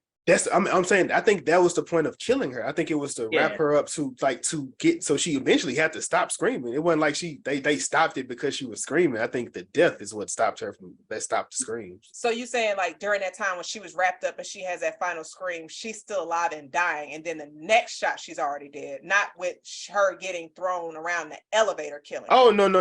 When the wrapping of her is what killed her. That I feel like the wrapping of what is what killed her. So when she walking into the room, her body is still disfigured the same exact way, the way she was twisted, because it's just like, how is she alive still? Like what normal person is gonna survive this? And they go into the room, and then she's cooking the egg, and she's speaking like, the spirit, and like she get that, I feel like she said that one last thing, and she was like, please don't let her take my babies. That's not a thing I feel like the demon would have said. That would have only been a direct thing to Ellie. Okay, I got you. I see what you're saying. All right. And so, like you said, when she was throwing those eggs in the pan, I would have left. I was sitting there like, girl, eggs is $8 a carton. Sis, you just dropping our eggs all over the floor. But no, I definitely, her coming in the house the way she did, but it was also dark because the power is out. Because of course, how convenient is that, right? It's storming outside. It is what it is. But like, definitely in this scene of her dropping all of those eggs in that pan, and she's just like, she says something eerie and scary. I didn't get to write down that quote, but everybody's just looking like, mommy? Huh? Mommy? I'm like, nah. I would have dipped when I seen her throwing the egg straight into the skillet. Like, he ain't even attempting to pull the eggshell back out. It's something ain't right with her. It's time to dip. But and you left your mama? I'll leave you too. I'm leaving everybody. And then she throws up that white substance that was obviously in the opening scene from Jessica. And it was like 1 gallon to 2 gallons of white shit all over the floor. It was so nasty. It works well, but it's so nasty. It was. And then she just falls. Like her face just falls into it. And she obviously says the quote that Jason just said, like, don't let them take my babies. I'd have been like, well, you stay here. We're gonna go. Well, hell, they couldn't go nowhere anyway because the elevator and the steps, a dub. Which it's always funny because in these movies, anytime somebody tries to leave, there's always some ridiculous way to where they can't leave. Because in 2013, the road flooded. And it was a ridiculous flood. And they were just like, oh, the steps, like the exit, the steps are destroyed. And I'm sitting here like, what the hell? Like, I guess, like, what would y'all do in that situation? Would you have left her outside the house? Would you have thrown her out the window? It was like, RIP to you, put her in her bed. Like, what y'all doing? I like the window. The window? That was pretty high. Out the window, she can go. You threw her out the window. Yeah. Jason, stop it. She's possessed. What, you gonna get some holy water? We wouldn't be able to throw her out the window. She's not gonna let you. Y'all been cool grabbing her? They grabbed her when they tried to get on the elevator and go down the steps. No, I'm talking about like after that, once she's like fully possessed and like she's like doing her exorcist shit. You still would have tried to grab her? If she was unconscious, she would have had to get out of there. But I'd the have only been time like, she was unconscious though was when like she died for a little bit or like she stopped breathing. That was the only other time she was unconscious. So, and but that at was that point, She wouldn't have I been. thought she was dead though. I wouldn't have put the man. None of them. They was putting these possessed people in the bed. They would have been their ass out the window. That's the only place they would have had to go. Because what are we doing? They just tried to kill me. There's no reason for them to be in this house no more. No, I don't think. No, you're right. She did try to kill them by that point. Yeah, she did. Yeah, she did. Because that was after when she jumped out of the tub and she was like on the wall. And I think she passed out after that, I believe. She did. She did. She did that scream again, and then she fell in the water. So at that point, she should have been kicked out at that point. Like they shouldn't have probably left her in there. wasn't this the scene where she also attacked Bridget? You cut her with that little. That's why I said it had to be a tattoo thing. Because what is that can make that kind of blue? Because she stuck herself, and then she stuck. Then she cut her. Which we know what happened with. I appreciate them for going this far with the movie. That's when I was like, oh, okay, we finna get into it. Because the kids typically are just there to make you feel away, be emotional, which Chris is more of an animal person when it comes to movies, which is kind of insane to me. He didn't want the cat to die in the bit versus the kids. He was okay with the kids, not the cat. What? Okay, hold on. Let me rephrase. I don't want to see an animal be killed because that feels more. But you're okay with the kid getting killed because I know that's just an actor, and the cat is too. The cat's not a. For me, I don't know. I get more. It bothers me more seeing an animal in a movie get hurt than a person. It probably doesn't make sense, but it's like I know that actress was okay, but the animal, it just seems much more real. Your girlfriend work for Peter? She does not. Gotcha. I'm making sure. But I would work for Peter. I would be there. No. Hold up, Chris, you got a girlfriend? Nah, I don't. He was just throwing that in there. I was like, wait. Nah, I would tell you. Nah, you would know that. You would know that. But I would date a girl from Peter though, for sure. Yeah, listen, I would say like you would stop eating burgers and stuff. I don't know about that, but I did briefly go. I did go vegetarian for like 3 days when I was 11. Nigga said 3 days. 3 days, no cap, no 3 days. Jason at 11. I was 11. I was in the 6th grade. I only lasted 3 days. I came down one Saturday. My dad was making some bacon, and I was like, let me get a little piece. And he was like, I thought you were vegetarian. I'm like, just a little piece, just a little piece, and I'll go back to vegetarian. And I had that, and I broke, and I ain't done it again since. Chris said, all I need is a little bit. Not legit. A lot, Dad, just a little bit. Let me just break off a little piece. And he was like, all right. And that was it. Nah, you was probably like, give me that whole strip. That's exactly what happened. 100%. That's exactly what happened. Nah, I definitely understand. But like, I definitely want to mention the scene of where they prayed over, like one of the neighbors came over and Beth is explaining to them what happened. Like she was fine earlier and now looks like she got her ass beat. And so we had one of the neighbors pray and he was trying to close her eyes and her eyes just opened back up. I'm sorry. I'm leaving again. Like I'm saying, it's so many different flags in this movie for people to just start leaving. Like, no, he said, let me pray. She wasn't religious. I mean, nah, we need to leave because her eyes just open up again. Right. And so she attacks Bridget. She does scratches her face. And then the neighbors come in because they hear all of this commotion. And so Bridget turns it in, but before she does that, she's just like in the dark. And I like this scene where she's like, any, mini, miny, mo. And I'm just sitting here like, so y'all ain't got no gun in the house? Y'all ain't got no golf club? Y'all ain't got no baseball bat? Y'all don't have anything to knock this bitch out? No. And so about the gun, this is California, so they have stricter gun laws. So that's actually can kind of be. That's what I was about to say. I feel like California has some real strict gun laws, which I thought they were in New York, but when she first drives into the house, they kind of make it significant. You see the Los Angeles Lakers sticker on the back of the truck. Oh, okay. My bad. I'm not saying you can't have a gun, but I just know they're much stricter than they are in Florida. I would imagine Arkansas. We have some pretty lenient, in my opinion. Oh, they pretty loose out here, sir. You can have you just walk in the Walmart with the gun on your hip, just ready to go blasting up some shit. You know what I mean? You sound like Florida. You don't even need a permit. You can just have it and just be like, walk around. As long as you have to put up. Look. Okay, scratch that. No gun. A knife up. Though. They can have a golf club, knife, bat, something of that nature. Right. Because especially with you being a single woman, you have 3 kids. But just something like that. And the other thing, Sam Raimi gonna make sure that they put that infamous crawl out of either a TV or tub, the way they did, when she crawled out of it when she began to chase them. Did you mention it? I didn't hear you mention it. I didn't, but I'm glad you did. Yeah. But I know Evil Dead is Sam Raimi's baby. Was he involved in this film? He's the EP. So okay. But so he gonna have. Yeah, so what say he has over it? I can't say, but I'm pretty sure they gonna go to him and say, hey, what do you think about this? In there, but there's definitely the Sam Raimi input is on it. Absolutely. You can see that. Okay, so he had 2 movies drop in the past year.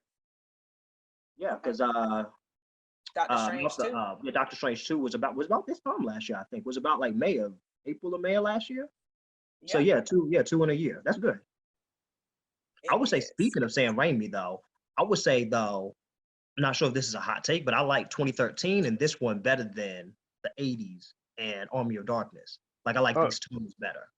The tone of them are different, which is you made that argument, not argument, but you said you don't really care for remakes.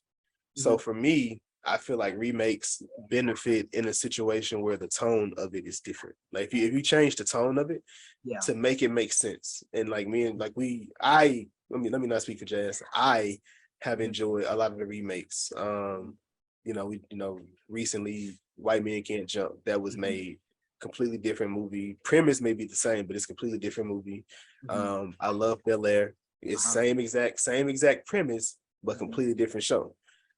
Just a different, if you can change the tone of it. In the 80s was that cheesy, which is why I feel like Jazz say the movie was a little bit different, but that's in the 80s they did that cheesy, campy type of thing in those movies. But if you can change it, make it a more serious tone, it can definitely feel a lot different. So that's why these 2 movies I feel like have benefited a lot from a remake.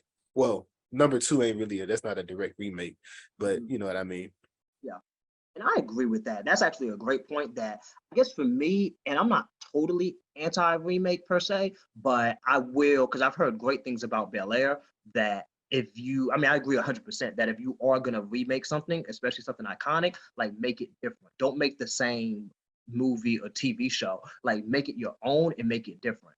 That's why I don't take issue when people make huge stylistic changes from source material, because I'm like, if I wanted to see the same thing, I would just watch the original, and there's a place for, if several decades have passed, you want to remake something, even if it's the same thing, I think there's a place for it. But I agree 100% that like make a different tone. And I'm personally not a fan of that cheesy 80s tone with these films. And other movies it can work, but Sam Raimi's, I don't think it worked as well. But he's still gonna put that cheesy shit in his movies. Even now, we seen it in Doctor Strange. He gonna find a way to squeeze some cheese in there. Squeeze some cheese. Yeah, I think I've seen some really good remakes, but I've seen some that just fell flat. I agree. So I'm probably at 50-50. Jason, the ones that you mentioned, I definitely enjoyed those. I haven't seen White Man Can't Jump, but I definitely plan on watching that. But I did not like the Elm Street remake. No, that was trash. I think that was trash. The Friday the 13th remake was trash. And it's Last House on the Left. I don't remember watching the original that dropped in the 80s, so I can't say. That was 70s, though, right? Yeah, early 70s. You're damn sure, though, I didn't watch that. That's a better movie, though. I feel that movie kind of it's the one in the 70s is better than the remake. Yeah, that's a sick movie. I mean, it's darker. It's a way darker tone. Right. And the new one is dark as hell. But that one way darker. But he said that he regretted like the way he the movie with sexual assaults, that he regretted. Maybe not. I don't think he said the entire movie, but some of the choices that he made, just how dark it was. It's a sick movie. It's hard. It's It's a hard watch. movie to watch. It's a hard watch. I agree.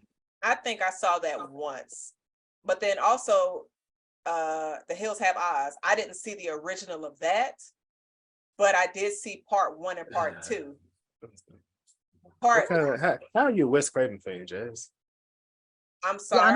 Yeah, I know. I like those, y'all. You should watch it. You should watch it. I'll check out the original 4, but like, I get it though. I get it. 2 of it's just so fucking nasty. And then you have a scene. The Hills Have Eyes. Like The Hills Have Eyes 2 was like, yo. There's one scene in particular that I saw that when I guess that movie came out when I was 16, and I went with my friends to see it. Like the scene to where, I guess, spoiler for those, when he's getting pulled into the movie and his leg is like bent at an angle and he's like dragged in. Disgusting. I'm talking about the scene where he raped sis. See, stuff like that. That was definitely a nasty. But I want to say that also happens in the original, first one in the 70s. Correct me if I'm wrong, Jason. That in The Hills Have Eyes 1 in 74, I think it came out. I think that he raped one of the family members. So I'm gonna be honest with you. With that one, it's kind of hazy because I seen that quite a while ago. Yeah. But I know like Spit on Your Grave, and the Hills Have the Last House on the Left. Those 2 movies, them 2. Shit, yeah, man. Those are wild movies. Like those Spit in Your Grave, Last House on the Left. Those are real. Like I would like if you are someone who are like bothered by like some of those trigger warning type things. Those are movies probably should avoid. Yeah, you should stay away from. Yeah, I'd just be like, all right, fast forward through this because let me get back to somebody bone getting ripped out of their leg. Yeah, I feel you on that. Nah, but back to this remake. Well, this isn't a remake. This is a sequel. It is. I think this is kind of a sequel in a sense. Nah. It's not a remake. You don't think it's a? I don't think it has any connection to the other films. It has no connection to it. It's like a completely different entity. It's not. I mean, outside of it having a chainsaw in it. I mean, if you want to go with and that, a shotgun. And it's definitely, but it's not really a remake either. The first one is a remake. This is just a sequel, but it wouldn't qualify for the requel. Okay. Yeah. I'm sorry I said that, guys. No, I'm fine with that. It's not a bad word for me. The R word. I got you. All right, so Ellie is killing the neighbors in the hallway, and she's out of the house. How'd y'all feel about this scene? The peephole visual. Jason, you have to stop looking at my notes. I mean, that was supposed to be my question for y'all, but since you asked. I was curious, and I was definitely going to ask you guys' feels because y'all saw it in theaters. And so I think the peephole shot, it was unique. Mm-hmm. I feel like if I saw this in theaters, it would have definitely intensified my creepiness for this film, because I'm pretty sure like the surround sound, everything would have elevated it instead of seeing it at home. And somebody behind you. Look, and they used it a lot. And they didn't just use it during the kill scenes, they used it during the scenes of where she was talking to Cassie. So it was definitely a very unique shot. And of course, when they were marketing this movie, they used a lot of the peephole shots. They did. I think it was very unique, and it made a lot of these scenes a lot creepier. What were you gonna say, Jason? It reminded me of one of my favorite Paranormal Activity movies, the Mark ones. Like at the end of it, when they was fighting with the thing, and he was shooting, and they had the camera on him, he was shooting through the hallway. I mean, shooting outside. Yeah, that's what it kind of reminded me of. That's why I enjoyed it. I was like, oh shit, it's raps. That's a great movie that got low reviews, but that's a great movie. I mean, honestly, the peephole scene, I would recommend if you ever do well, I guess it's never gonna be. Probably only got like a couple more weeks while it's in theater, but this is definitely a movie that I could imagine being better in theater than to watch at home, because with even the scene you mentioned in the beginning when old girl dropped from the bed in the first scene, like in the theater, that wasn't like, I didn't think, I laugh at everything too, but it was like that thump, like it was like I'm like jumping, like it worked really well in the theater. I think it's the I don't know, what is it about the movie theater that makes it different? Because you can have your home set up the same exact way, surround sound, the TV. I think it's the whole thing of you not truly being comfortable because you're in public. I feel like it kind of takes away your, I don't necessarily say your innocence, but it takes away part of your vision, your awareness of what's going on. It's like if I'm watching these at home to give me that feel, I wear headphones and I'll close the door because at that point this is the only thing, everything that happens. So if somebody touch me, it's a jump scare for me. Or if I'm watching a movie, I'm super in tune with it. But that's just a personal. It could be a situation to where when you're at home, that is your realm, that is your security. A lot of people feel safe at home, but if you're watching a horror movie out somewhere, like in a theater, you don't know if anybody can roll up in there. And it's just anything could happen. And ain't no doors locked in the movie theater. Anybody could just come in. So it could definitely be that. And of course, open space. Now, most people, you can watch a movie in your bedroom or your living room, but the space, unless you got a big ass house, ain't as big as a movie theater. Yeah. So it definitely could be that, to where it's just so much open space and you're just seeing all of this. And then of course the surround sound, the whole room is vibrating and you got this big ass screen. So I think that's why they always say like that movie theater experience for a lot of movies is definitely worth it. So it is. There's some movies that I feel like you have to, it doesn't do it justice or not fully justice if you don't watch it in the theater. Because everything you mentioned, I think the open space, the darkness, like I think just like the surround sound, to where sometimes like in movies, like even like in the theater, like if you have like a big thud, it sounds like it's happening like around you. I feel like when I'm watching on the TV, I know it's just right there. So I think that's why jump scares, I think, work a lot better in the theater than they do at home. And a lot of times I'm watching on the laptop or my TV across the room, so it just doesn't hit quite the same. Maybe if I adjusted my home to make it more like a theater, then maybe it could. But the theater is special for that regard. Right. Yeah. No. Another thing I was going to mention as far as with this hallway scene, Sam Raimi must have something. We talk about Quentin Tarantino with his toe thing. Sam Raimi must got an eye thing because he loves something with an eyeball. Am I tripping? No. Because he got she bites the guy eyeball out and she spits it in the other guy eye. That was some ludicrous video or Missy Elliott video type. Yeah. And that was like I said, he gonna throw some cheese in there some kind of way. I didn't like that. Yeah, I didn't like that either. That was a little bit ridiculous. It was gross, but that she spit it and then got it in his mouth, like it's nasty as hell. But that just like, I'm like, this is a little cartoonish. I was like, Ellie, when did your aim get so big to where you can spit eyes in people's mouths and their mouth be open at the right time and it's just and maybe they swallow it? Maybe it's the demon gives them like that kind of accuracy, but that didn't work for me though. No, I'm with you. She would have yelled out. She in LA. She would have yelled out Kobe. How would you have felt then? Roll my eyes. It would have been funny though. It would have been funny. You may have seen that in the 80s movie, but that was one of those things that didn't quite match with the seriousness. That would have matched more so with the one of the first three movies, I thought. They should have just killed him and not spit no damn eye in his throat. Like, just do it like that. I thought that was ridiculous. Honestly. Yeah, it was. It was a little over the top. But now with all of this happening, Danny finally tells Beth, I need to let you know something. And so he pretty much shows her the book. And Beth is like, wait, was this the scene where she doesn't go get the book yet because they go to the back and he shows her the book and Beth is just like, my nigga, what is this? And they leave Cassie because Cassie was with Bridget and Bridget walks away to go do something. But since we know that Bridget got scratched in the face, she's infected. And so you leave baby girl out into the hallway, or excuse me, in the living room, and Ellie's talking to her. We don't know where Bridget went. And you see a scene where it's just like, all right, some stupid shit is about to happen. Not stupid like the scene, but it's just like stupid decisions are about to happen.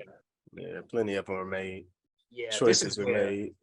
Yeah, this is one of my criticisms too. That why would you leave what, a 6-year-old, 7-year-old by herself?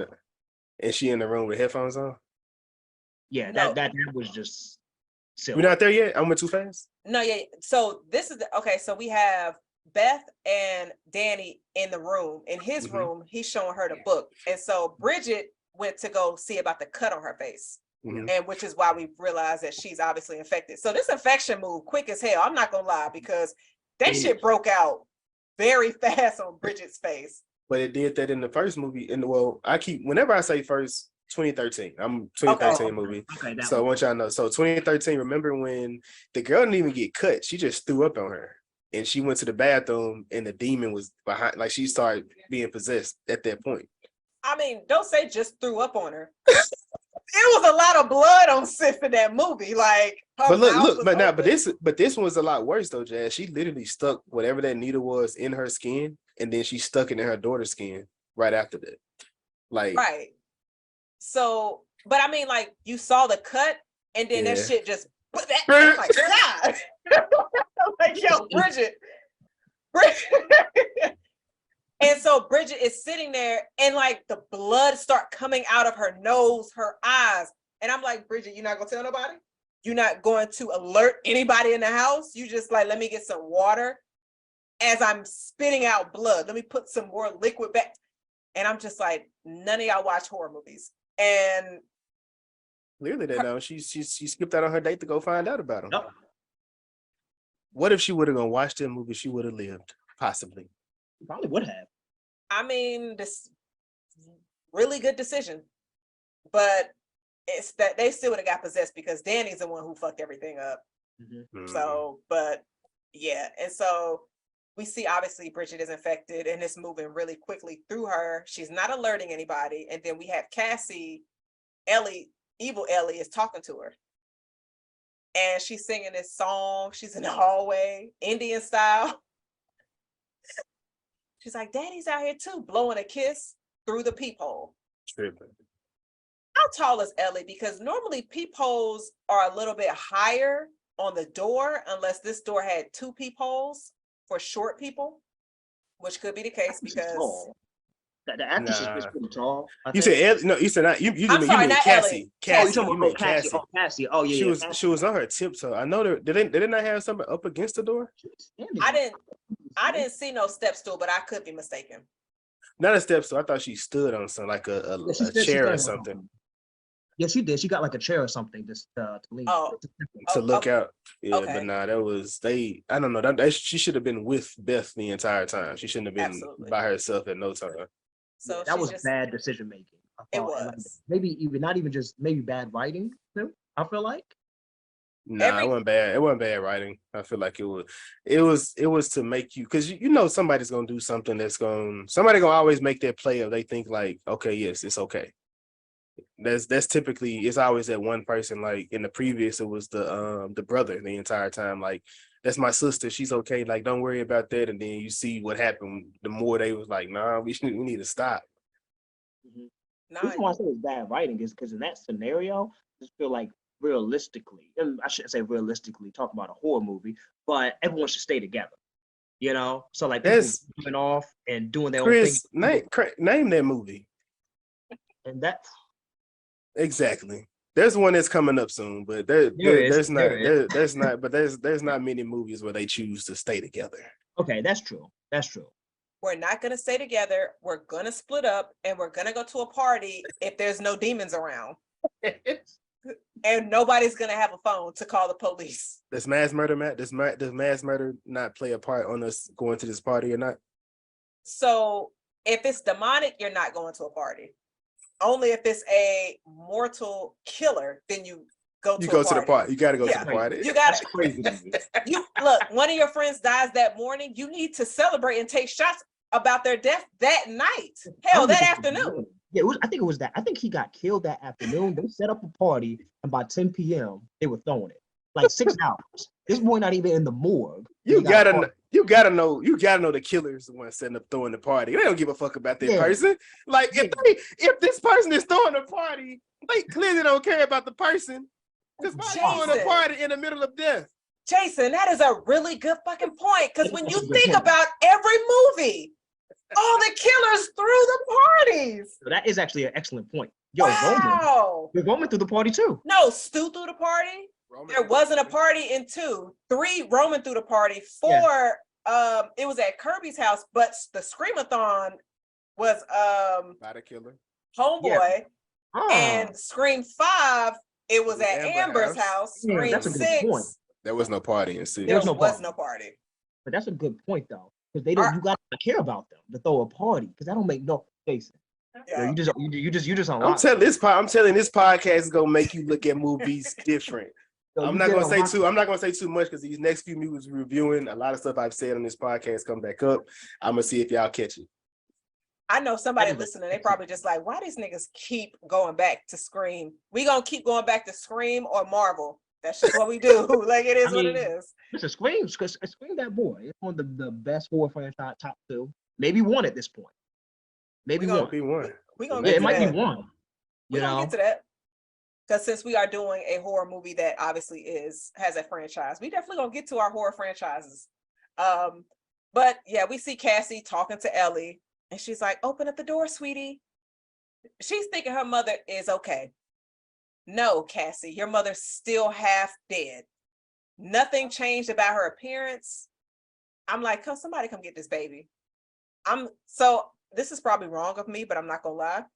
When we hear the screams, we're at the shot of Beth and Danny in the room, and then we hear Cassie screaming, and then they come into the room, and Ellie got Cassie choked up on the wall.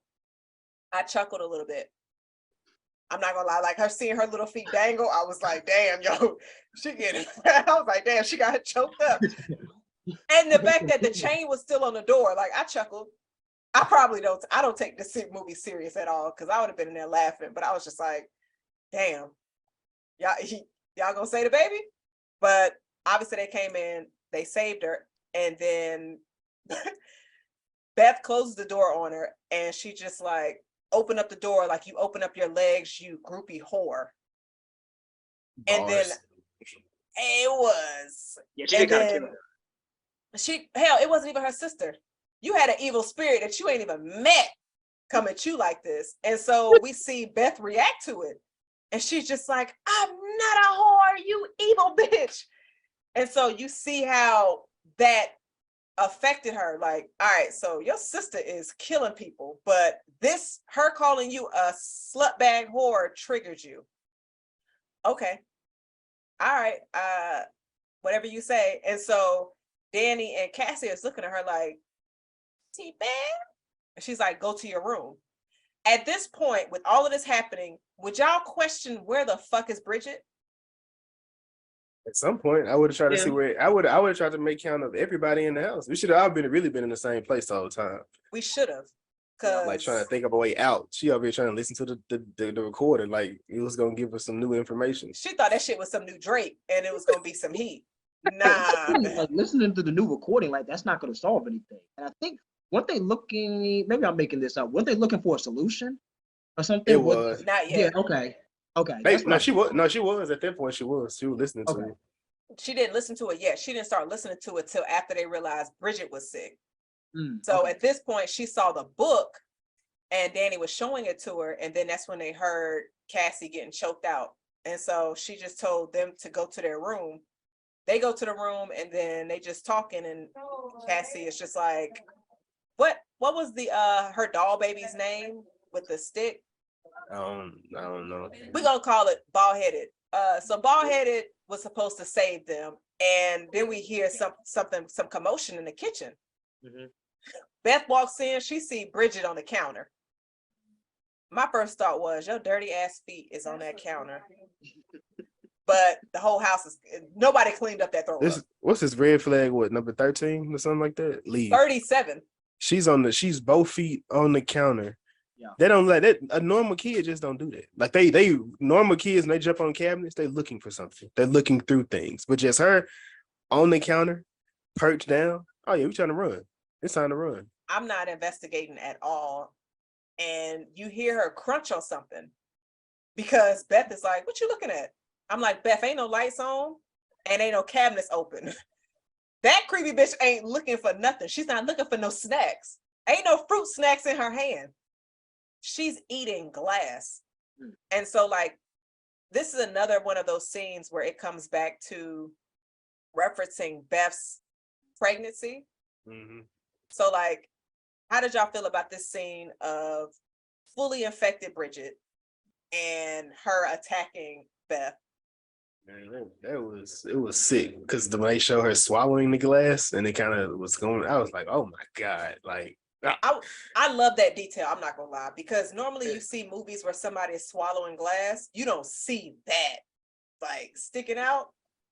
They stick with the details because I was looking at the 2013 and when he got stabbed in the eye with that needle and they had to pull it out and I was like, oh my God, like It's nasty. Like this scene in particular was one of the nastier scenes. This is a pretty gory movie. I would say it's probably the most graphic movie I've seen since Terrifier 2. I'm not sure if y'all have seen that, but that's a wild movie. That's I couldn't get through one. I couldn't get through one. It's too much. Listen, 2 is on steroids. Nah, most I'm good. movie I've ever seen in my life. I'm good. And this is probably the goriest movie I've seen since then. But I would say with this, I liked the gore. I'm not like a gore person, but it worked for this. But what I also like though is that we see that the kids aren't off limits. That it's not just going to be limited to Ellie and Beth. So I liked seeing Bridget get possessed and then later, soon after getting killed, because like, okay, everyone is, on the chopping block. So I thought it worked well. So this is one of like the high points for me. Yeah, this scene was like really creepy because I believe also in this scene, we see Bridget spit in Beth's face. And so this is another problem that I had with this film because there are 2 scenes where we see for Beth and Cassie where blood is splat like in their face. And obviously this You're supposed to turn, right? Yep, you are, yeah. Because when they're like a little bitty eye, a blood in the eye on the previous one, I feel like. So in the previous one, they all had very significant wounds. Yeah.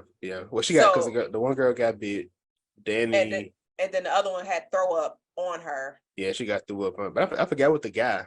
I don't know how he got it. He just died. He just died. He didn't get possessed. Got you. So, Then of course, a brother, he blew himself up. But. Right. So, but this one, I was just like, so you mean to tell me that blood splat on your face, nothing got in your eye, nothing got in your nostril, nothing got in your lip, that got in your mouth. So I saw that twice. I was just like, all right, plot armor.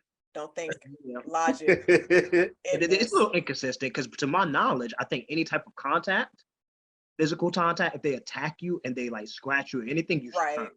So that I didn't think about that, but that is plot armor or just inconsistency with the rules of the Necronomicon. Yeah. And then there was another scene where I was just like, all right, so y'all really not following the whole blood rule. Okay, that's what's up. But and so we see possessed Bridget. She I believe she stabbed Beth, and then she goes to run after Danny and Cassie, and then Cassie sticks her don't forget she cut her with a grinder. Oh shit, the cheese grinder. The cheese grinder. I was like, man, who thinks about that? That was like, man, whoever the person that laid this story out, they sick in the head. Cause I was like, man, what the world? It was, cause then like when you look at it, it's some skin that came off. I said, yeah. Who just has a cheese grater on hand, like just on ready, just utilized? I mean, that was in the kitchen. But I mean, but don't look for that and find that it is readily. I personally don't have one, but people that cook like that cook and they like the block cheese. They typically. I have one, but I don't have that kind that she has. Not the bell, not the cowbell looking one. No, my parents did used to have one. I don't know if they still got it now, but yeah, I'm like, oof, that calf. It was nasty and it made me squeamish, but that's what horror is for, to make you uncomfortable. So that works.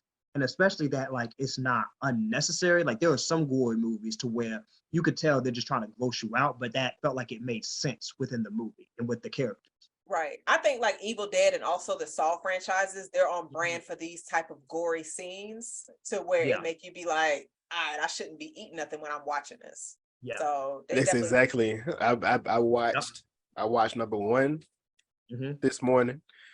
In about an hour, just some good hearty laughs. Hour and a half in between. Then ate something during that. Then turned on number two because I wasn't fit to be Yeah, nah. don't eat when it's watching this movie.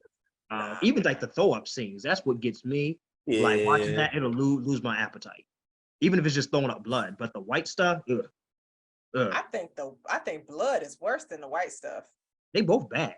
Like throwing up blood is pretty nasty to that extent. That's pretty gross. What is that white stuff? I have no idea, and I don't even know if I want to know. me neither. Like, yeah, I'm good on not knowing. It's just white stuff. I was about to say so wild. Yeah. Shit. Yeah, you wild. You are wilded. The horny never turns off. Ellie said, I don't you said- swallow. Obviously, she had a semen demon inside of her. It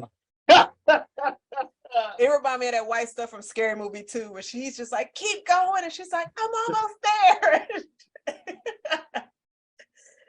Y'all go check out that review as well. We did Scary Movie 2, couple of so shameless plug. During But, the Halloween run. I can't tell you what episode number it was, but it was during October. Hey, we on 51. We done a lot. But so yes, so they were able to, I guess, knock Bridget out. She is not dead, even though I guess you could be under the assumption that she is, but we know with these type of possessions, you got to burn their body or just cut them completely up. But the characters don't know that. And so He does. It said that in the recording she listened to. It's always you got disfigure. But I think it said it didn't work, actually. Yeah, they said that they tried everything, that even when they cut them to pieces, I'm synopsizing, but essentially said like there's nothing they could do. It's what, even when you cut them up. this makes me think there definitely are multiple books, because we see something different happen in this movie that I didn't see in the original Evil Dead or the 2013 one. But I feel like it paid homage to one of the great horror directors and creators. But I said this first one is in the first one was in Tennessee, and this one is set in California. Okay, gotcha. Yeah. oh, okay, damn. So you mean the one that's in Tennessee still over there? I mean, just floating around the house. I don't think Right. you can destroy it. So Nah, you can't. yeah, so I would imagine that it's still there. But I'm pretty sure that it is in Tennessee, but I know this in 2 different states though for sure. So there's at least 2 different books, and to my knowledge, I think it's 3 total. But this is definitely not the same book from Sam Raimi's in the 80s. That'd be pretty cool if they bring them together in a storyline, but that'd be Chris. a lot of shit. You're a horror movie aficionado. What other movie did the Book of the Dead appear in? Let me think. Is it in what's that movie? That had Ray Donald Chong in it. That came out in 1990. Hold on, what's that movie? It was based on the TV show. I think it's in there. Yeah, hold on. I did say movie. I didn't say TV show. No, it's a movie based on a TV show. The answer was What's the Jason. answer? Jason Goes to Hell. Jazz, back to Is you. it? I did not know that. That's because it was Jason Goes to Hell. Nobody decides to purposely remember any facts from those damn Friday the 13th movies except for Jason. Listen, Jason Goes to Hell not a bad movie though. Even though I Not- forgot about that detail, that's actually not a bad movie. And I'm pretty down on Friday the 13th, but that one was pretty entertaining though, I thought. But I have pretty low standards when it comes to horror movies. So anyone listening, take that Look with at a grain him. of salt. Look at him. But I have low standards in it. Yeah, take that with But a it was grain of good. salt. That was I mean, good, but I got low standard when it comes to it. I mean, I enjoyed it, but I recognize that I do enjoy B movies. I enjoy movies that other people may not like.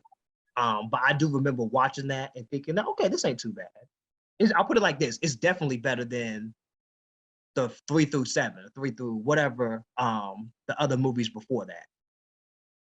That's a lot. And Yeah, it's a probably lot more. Jason goes to space, because why is he in space? Jason X, you ain't fuck with Jason X? Oh, no. Did you? It was straight All right. for what it was. All right, let's get back on track, because I am Back not on about track. to. So, and I think I would. I think I did. Well, I didn't move too fast, but it was after Bridget is dead that baby girl begins to listen to the record at that time. So Jazz was right. Yeah, sure. As far as I can give her. So Beth, not Bridget, Beth is listening to the record, and she's listening to it backwards. Mhm. So she's listening to it after the individual on the record already read the scriptures and all of that stuff from the Book of the Dead and his reactions to it. How did y'all feel about this scene? Because as Beth was listening to this, we see Bridget moving as she's wrapped up, because Danny wrapped her body up, thinking like, oh, let me not throw her out the window, but let me just put her in my bed, because now we done had two dead bodies in our bed, so fuck taking a nap, right? And then we also have Ellie outside the door, and she's just, nails are sharp, and then she realizes, oh, I can go through the vent to get into the house. So like, how did y'all feel about this scene of us listening to this dialogue on a record and the scenes that are happening as it's being played, or as Beth is listening to it? I'm gonna let you go ahead, Chris. Well, I was gonna say they didn't learn their lesson about splitting up. Like they still they didn't learn anything from what happened 10 minutes before. And the fact that she was, I think she had the headphones on. So which is silly, because you just had Cassie almost get snatched up, and then you're gonna put on these headphones to where you can't hear anything. And now someone screams and you're not gonna hear them. So it just was really just a really lapse in judgment. But just, yeah, it was dumb that I know she wasn't expecting Ellie to come through the vent, but the fact that they split up again and then she put something on her ears to where she wouldn't be able to hear is just, that's just ridiculous. And Beth, are we sure she would be a good mom? Because she is being really irresponsible with these kids. Like she not like, she doing some really shaky things. I mean, everybody need to be accountable for themselves, because I would have been left them kids. I would have been trying to figure out how to leave a long time ago. Like a long time ago. I would have been left them in the house by themselves and they would have been dead. So I don't know if I would have been responsible or not, but I wouldn't have known if them kids lived through that or not until I seen them again. Would you try to jump down from the window? No, nigga, ain't that crazy. How would you get out? I don't know. I would have figured it out though. I don't think there was no other way, yo. There was either the window or jump from the stairs, but we don't know how. You better all jump from the window. By myself, I probably would have tried to take them stairs if I was by myself. I couldn't do it with nobody with me. See, that's them kids be holding you back, and you holding me back. I think I would have tried to get every mattress in my home and throw them down those steps and try to stack them. See, you know what I'm saying? Well, the issue with that is you still running from this evil entity. Yeah. So you trying to get in there with a with a mattress while trying to run out of two demon kids, a demon kid and a woman demon. It's kind of impossible. Nah, Jason, them bitches would have been thrown out the window.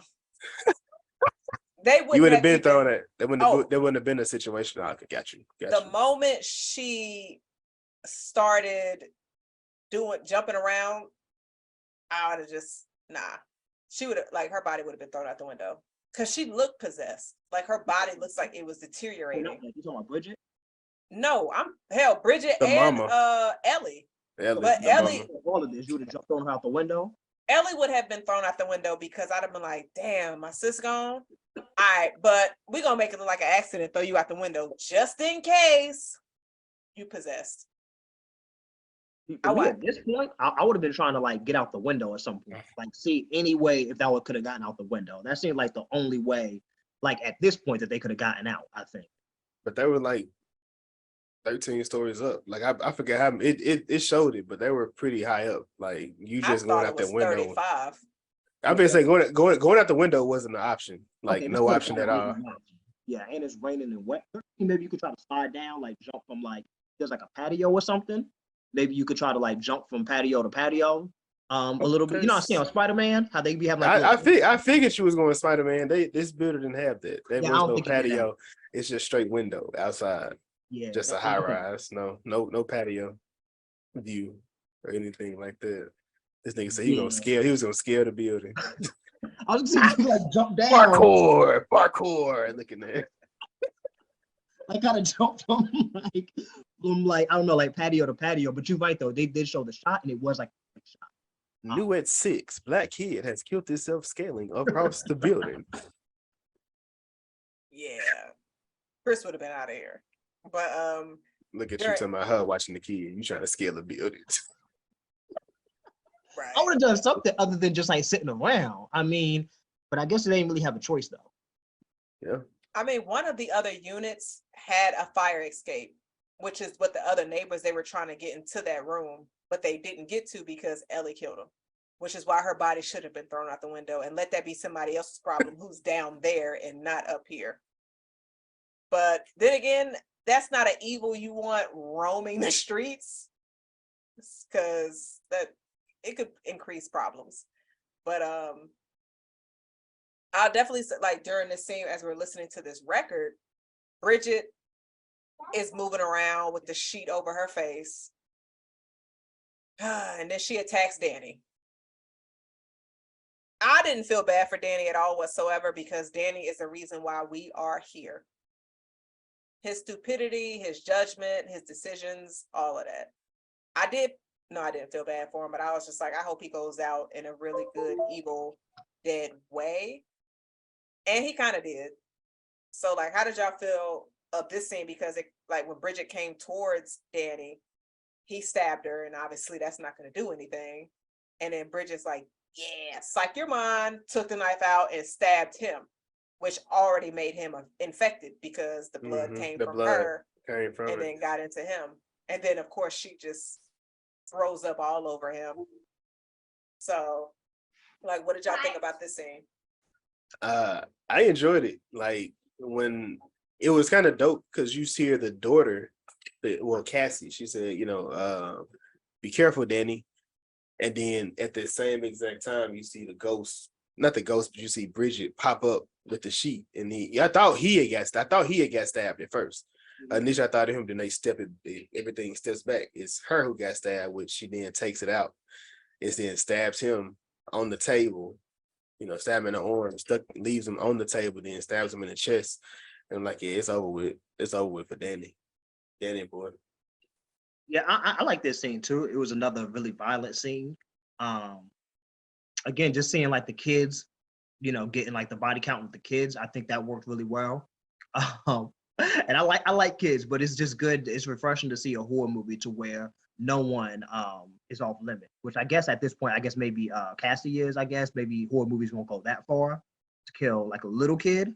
At least not violently, maybe. Pet Cemetery. R.I.P. Cage. Yeah. Okay. Yeah. Pace. Yeah.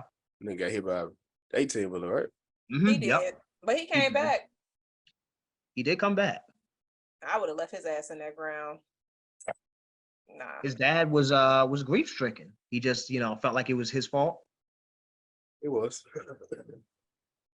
But then Cage killed the mama, which was his fault again. Just stop bringing people back. But the daughter tried to tell him. But we see Danny, he dies, and finally Ellie gets into the house. Beth looks up and she sees Bridget through the reflection. And she takes the headphones off. And I thought the scene was pretty cool when Ellie put her nail on the record and she's playing it out loud through her mouth. Mm-hmm. And so that's when Beth was like, oh, let me stab her in the neck, because that's what anybody probably would do. Maybe if I stab them in the neck, they'll die. Not with these creatures, though. Ellie took that shit out of her neck, and then you see Beth get flown through the damn door. That was a nice little, like, I was gonna say, I felt like maybe an Easter egg to the previous one when the guy got stabbed in the neck at the end. That's how he died. Yeah, that's how he died. He got stabbed. He was dying because of the neck stab, but It felt like an Easter egg to that. Oh, okay. And then, like, soon as Beth gets thrown out of that room, she sees Cassie is still hiding under the couch, and then we see Danny. Danny is dying, and during that whole battle, that fight between Danny and Bridget, Danny was able to set her on fire, because we know fire is one of those things that needs to happen to actually kill this possession. You have to like set it on fire. And so Bridget is dead again. Danny is dead. Bye. And so we get a call back to the scissors, which I forgot to mention earlier, because when Cassie was cutting up her doll baby's head, she was using Ellie's scissors. And so she just threw them under the couch. And so we get a call, we get revisited back to those scissors, and Ellie is just beating the shit out of Beth. Beth stabs her in the face with the scissors. Oh, actually, this is when we find out that, when Ellie finds out that Beth is pregnant. She's like, I'm gonna eat your soul. And she's like, oh, hold on, plot twist. She go to that stomach, and she's like, 2 souls. And then, of course, Cassie feels like this is the best time to ask, you having a baby? Mind your business, sis. We need to leave. So that was another, I was just like, why? It's just, your brother just died by your sister, but you want to see if your aunt is pregnant. I mean, oftentimes kids are a little, I mean, she's already a bit disturbed, clearly, like the type of toys that she's making. So something like that, I can see her being the one to ask that. She seemed like the only one prepared for this type of situation outside of when she opened the door, was trying to open the door for her mom. I can see a part 3 with her, being that she's prepared for those type of situations. I like, well, they have to grow her up, but yeah, I can see it. That would be interesting, especially if they try to incorporate both books. Give them like 10 years if they can use the same actor, but if they have to grow her up, that's fine as well. 20. And if she's like 7 to 8, I don't want to see no 16-year-old trying to tell somebody, don't open the book. Like, I need her to be 25, 26. Would y'all be cool? Would y'all be cool with waiting like 10 years for no, they need to have 10 years movie time, not 10 years our time. Okay, got you. Okay. I would. They need to grow You up. Wait 10 years? I wouldn't wait. Yeah, where else am I going? You are lying. You are not waiting 10 years. Yeah, 10 years is a long time. For no damn Evil Dead movie. That's a long time. You waited 10 years for Scream 4. I didn't know Scream 4 was coming. You don't know if Evil Dead 3 is coming. Oh, I'm not waiting for it either. I mean, you know what I'm saying? I ain't never, on the movie we knew about that was coming was Avatar, and they waited 20 years. And I wasn't waiting for that shit either. Still ain't seen it. I wasn't, but somebody was. If y'all listening, I'm sorry. Because that's a long time to be waiting for a movie. Yeah, 10 years is a long time. Because even when Avatar, like by the time that came out, I was like, okay, I'll catch it when I catch it. And I did see it, but like 10 years is a long time, even with Scream 4, because I thought, we thought that it was going to be the end. So like when we got it, I was like, oh, okay, cool. I'm happy to see it, but it was unexpected. But to be waiting for a sequel for 10 years, that's wild. Yeah, like that's a long time. Especially with the way that remakes and sequels of old movies and franchises are being pushed. There's no point of waiting 10 years for another Evil Dead movie just for this little girl to grow up. I mean, she was good, but she wasn't that damn good. I could give you 5 actresses that can probably play it. Hell, we want to be real. Throw Jenna in that bitch. Like, hey, hold on now. We can't just throw Jenna and Mia and what's her name? Taylor Anya Joy in every horror movie because we enjoy these women. Who's Taylor? That may not be her name, but it's the girl. It's the woman in the Menu. Yeah, Anya Taylor Joy. No. Don't even. You don't like her? She was good in the movie, in that, and in The Witch. I didn't see The Witch. And she was in the what's it called? Split. She was. Yeah, she kind of a scream queen on the low. She is. It's nothing low about this. She was really good in The Witch. That was her debut, but she's a good actress, Jazz. But The Witch is a good movie. It's very bleak, but it's a good movie. Well, we got Chloe from Let Me In. If you want to throw another scream queen out there. I don't even think I would put Chloe. She got enough horror movies to be able to be included. Give me 3. Really, you just need 2, and people will call you screen queen. Kick-Ass 1, Kick-Ass 2. Get the fuck out of here. Let Me In. All right, we done. This nigga said Carrie. You got Carrie. She got a TV show on Amazon. You should have just said Carrie, and you should have just said Let Me In. Why did you even mention Kick-Ass? Those aren't horror movies. I forgot those movies existed. You just said name a movie. I just started naming them. All right. Anyway, back to this. No, nobody is waiting 10 years for another Evil Dead movie. Y'all can definitely just go ahead and get that shit written up. Granted, the writers is, they on strike right now. Pay them so they can go ahead and get back to work. But free the writers. There we go. We support them all day, every day. And so with this scene now, Beth stabs Ellie in the face with the scissors, and they're like, we're about to get out of here. And because Cassie was like, am I gonna end up like my mom and sister and brother? Well, she didn't say brother because her brother ain't changed yet. And she was like, no, I'm gonna get you out of here. I'd have been like, don't ask me no stupid questions. We'll see how it goes. So then they get into the hallway and you see Ellie, in this scene, I believe you started seeing the bodies that were in the hallway start to come back to life? Or was this scene where Ellie came back to, like, she was no longer unconscious and she was just like, don't take my daughter away. And then that's when Beth shot her in the leg and then shot her in the arm. And then you start to see other bodies start to wake up on some zombie type of shit. Mm-hmm. So like, what did y'all think about this scene? Because now you see, okay, all of these dead bodies are also infected. Like, how is Beth going to get out of this situation?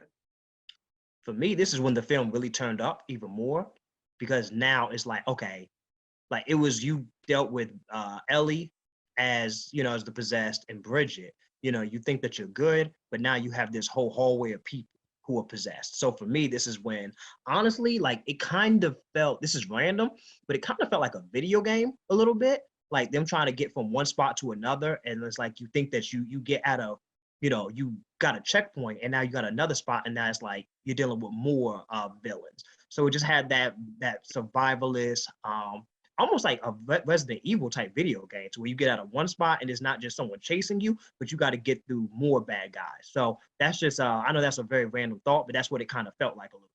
No, I actually like that comparison because it definitely makes sense, because like going from different checkpoints, like first you have to survive being in that home, and now you're going out into the hallway to where there's more of a threat. So no, that's a really dope comparison for sure. I don't have a comparison in that, but I love that they did the payoff in the first scene when she first came back in the house and she was cooking with the eggs. And she was like, I just want to cut all of you open. And I want to cut you all open and climb inside of you and become one happy family. So I love that that payoff happened within this, because you see them like cutting her open and like they just did. Like, I really don't know what's going on when they do them. Like, damn, they're gonna kill the mama and become the head honchos now. Within that scene, so you just see them digging in her stomach. So that was a hell of a payoff. So this scene is the one that I mentioned earlier that seemed to me gave homage to another horror creator, which is John Carpenter. When I saw this scene on my first watch, it immediately made me think of John Carpenter's The Thing. The Thing. And so I saw this and I was just like, I see what y'all doing, because there's a few scenes, especially in the original, where you see the creatures come together and they start to merge and become one. And then as the book is flipping through, you see a drawing of what they're becoming, which uniting with with Ellie. And that same creature looked just like the creature that was in John Carpenter's The Thing. And so like when I saw that, I was just like, oh shit. And then it started attacking people. And then you also see it actually in The Thing prequel that came out, I think maybe like 10 years ago or so. But I think it was 2011, I think. Okay. What was that? The Thing prequel? The prequel. I don't think I've seen part of The Thing, but I've never seen So I haven't seen the prequel. Both of them are really great movies, really great They are. storytelling. They are. Okay. The Thing prequel is very good. I Okay. agree with Jazz. Like it's a great prequel. Yeah, it is. Because at first I thought it was a remake, but I was just Yeah. like, nah, because I love when I see movies, especially if they're trying to do prequels of movies that came out 20, 30 years ago, they use elements from those movies to help explain what they're trying to bring to the screen and to their project. And so Yeah. It's called The Thing. Yeah, it's Thing, called yeah. The Thing. So like Okay. the one that came out recently in 2011, like you said, it did that very well. So Yeah, it did. And John- honestly, it plays like a remake. And like if you're watching it, you may think that it is a remake, but then once you, not to give anything away, but you see that it's not. It's a So- very, honestly, it's very underrated. What about so we talking about just going into these movies that have a prequel done years and years later. What about, you mentioned The Shining? Did you like that prequel? Well, it's not a prequel. I think that's a continuation, right? yes. You talking about with Dr. Sleep? Dr. Sleep. Yeah. How did that's a sequel. It's a as I started talking, I talked myself into it. But the only one we got like that, Jazz, is The Prey. I enjoyed Prey. We also reviewed that movie as well, so y'all check out that review. Yo, we got them out here, man. I'm telling you. But I didn't finish Dr. Sleep. I probably got through an hour because every time I watched it, it was at night and I fell asleep. Not because it was boring, but I definitely want to go back and watch it. The movie is like 3 hours long. Yeah, it's a long movie. So it's nothing you want to watch when you're comfortable in bed and snuggled up. Like, nah, you don't want to do all of that. But I definitely want to check it out because a lot of the scenes that I saw were very eerie. So it's definitely something I want to check out. So since I haven't seen it, I can't really answer that question for you, Jason. Chris, have you seen it? What, Dr. Sleep? Yeah. Yeah, I've seen it. Yeah. Was it a good sequel to The Shining? Yeah, it is. It's very well acted. I guess I think the actors all give a really good performance. I think his name is Evan McGregor is in it. Thank you. And the main villain, she does an excellent job. I think it's good. It is just pretty long, but it's good. I think if you like The Shining, I think it does it justice. But yeah, I enjoyed it. It's a movie I went to the theater store for, I believe, and I definitely walked out enjoying it. Okay. That's what's up. And so we see this, and then the creatures are coming together, and it's just like, okay, so we're not dealing with multiple entities or bodies trying to go after Beth and Cassie. They're all together. And so in the other scene that we see, Beth and Cassie are in the elevator. How did y'all feel about this elevator scene? Because of course I felt a certain kind of way. Yeah, Jazz don't like when blood, like stuff like that just comes from just nowhere. It was just over the top for me. And I remember I was talking to a homeboy about it, and I was just like, all right, this elevator scene is doing the absolute most. And I could have been paying homage to The Shining, because of course you have that scene as well, all of that blood. Yeah. But with all of this blood, where y'all think this blood came from? Do y'all think this blood was infected? If so, it didn't infect Cassie or Beth, because that shit was all over their pores and in their mouth and all of that. Now, I did appreciate... They drowned on it a little bit. Yeah, they did. Yeah, I thought Cassie was out of here, but I did appreciate the fact that with all of that blood in the elevator, the fact that it had to stop is because it reached maximum capacity. Mm-hmm. I guess that was their way of progressing to the next scene, because the elevator wasn't working. So there was no way for it to go down, and that forced it to go down. And we see at the end of the movie, the girl, she couldn't take it. She had to take the steps. Wherever she was, the steps were still in the clear. So that was, I feel like that was their explainer to get to the next scene, but also to move that elevator from where it was, because it was malfunction. It clearly was broke when it killed the mama. Well, I say it killed the mama. So I didn't particularly love this scene. I kind of feel where Jazz is coming from. Like, where did it come from? Why did it not affect them? How did they live? So I definitely had some issues with this scene too. But I guess the one reason why I'm not too hard on it is that I guess it couldn't have been too easy for them to get from where they were at to their location. That there had to have been some sort of battle or some sort of there just had to have been some way to make it a little bit harder, that they couldn't just walk from the 13th floor where they're at and get to their location. So with that, I'm cool with it, but I would have liked a different way of getting there than this. I didn't love this. Yeah, there definitely should have been, like I said, we mentioned in the previous movie, whenever one of those scenes happened. But I mean, shit, where did the blood come from that rained from the sky?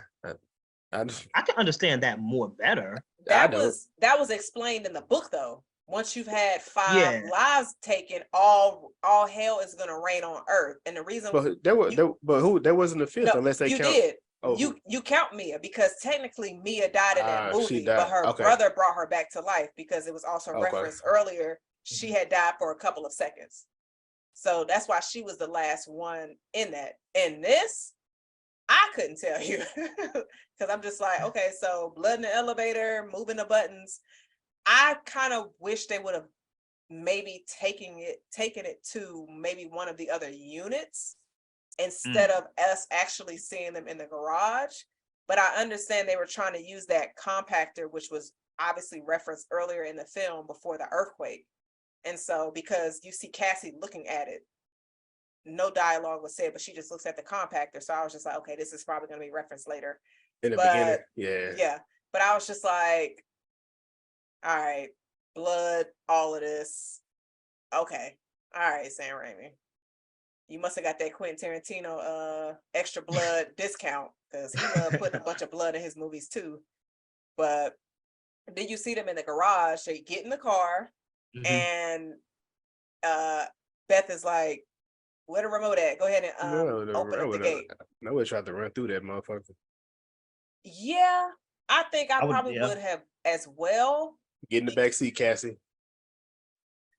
If she was in the back seat, her ass definitely would have got snatched up when that creature came. They got out of that damn car quick as hell, if you think about it. I thought, okay, so this scene was weird too, because I'm like, she knows when you're at the door looking through the peephole. She knows that you're pregnant. She knows all of this stuff, like the entity, the creature. You don't know where they at. You just walking around the car as if you are now an animal sniffing out your prey. Like, I was just like, all right. Okay. I see you. I mean, but you see what I'm saying with that? Because like, it was walking around the car trying to figure out where they were when the entity knew more without having to be there or see it. It's inconsistent with like some of their powers. Yes, it was a lot of inconsistencies in certain these scenes. Now, it didn't mess the movie up for me, but it was like, all right. I feel that.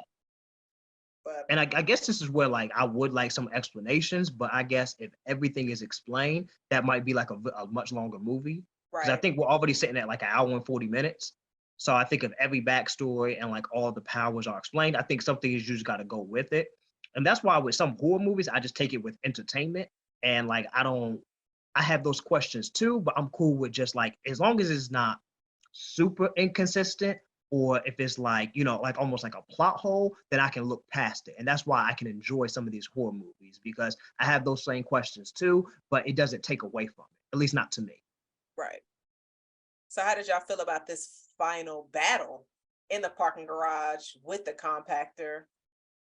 I mean, of course, you got the Raimi camera when Beth is running to, well, they have the scene where they find the garage. Did they find the garage opener? Because I feel like I missed it. Like they find it and it opened.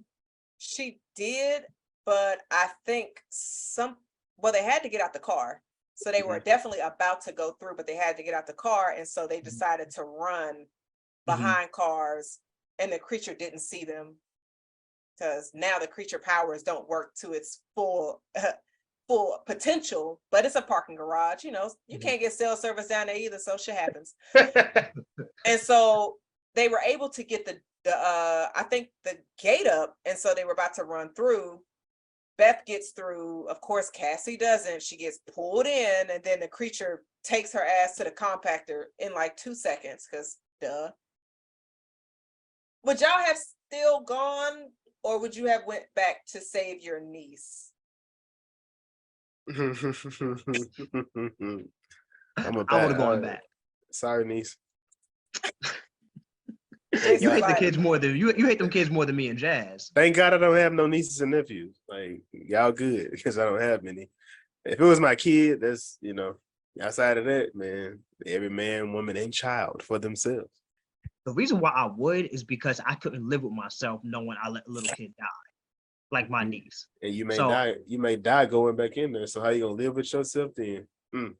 Well, but this is the thing though. You got to live with that guilt of knowing that you let a 6. I'm guessing she's like 6 or 7, maybe 8. I'm not sure. You just let her die a very violent, awful death.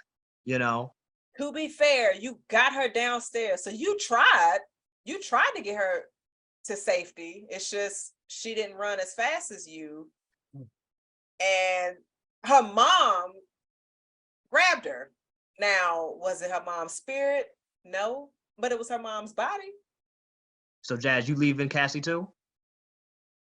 Like, if it was my niece, I wouldn't leave my niece. I'd be like, all right, we just about to go ahead and take this L together. If we can't get up out of here, I would have went back and got my niece. Absolutely. But yeah. I mean, Jason, if you had nieces and nephews, maybe it'd be different because Jazz and I do. I have 3 nieces and 2 nephews, so I couldn't leave them. I love them.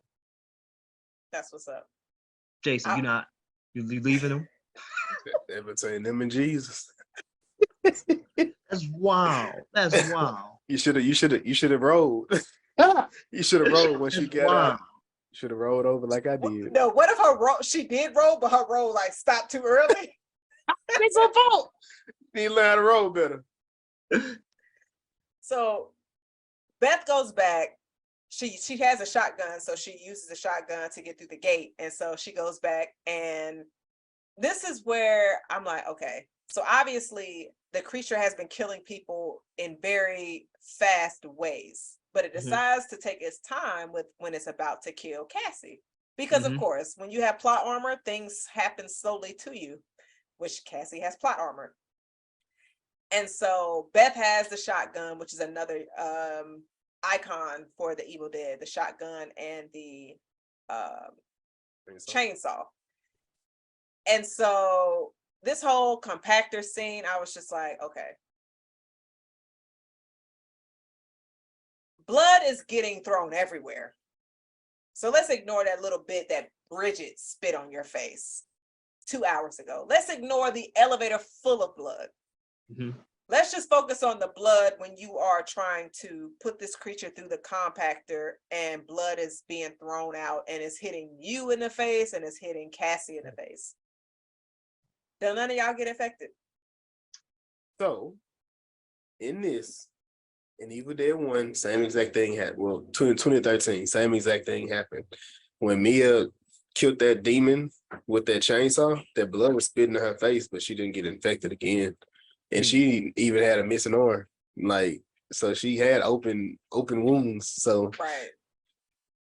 So I don't know how it works in that aspect of it. Like, and I guess that was to fix not fix, but pay homage to the previous movies with the raining blood from the sky, because it was coming out of the whatever they was, shredder, compactor, whatever you want to call it.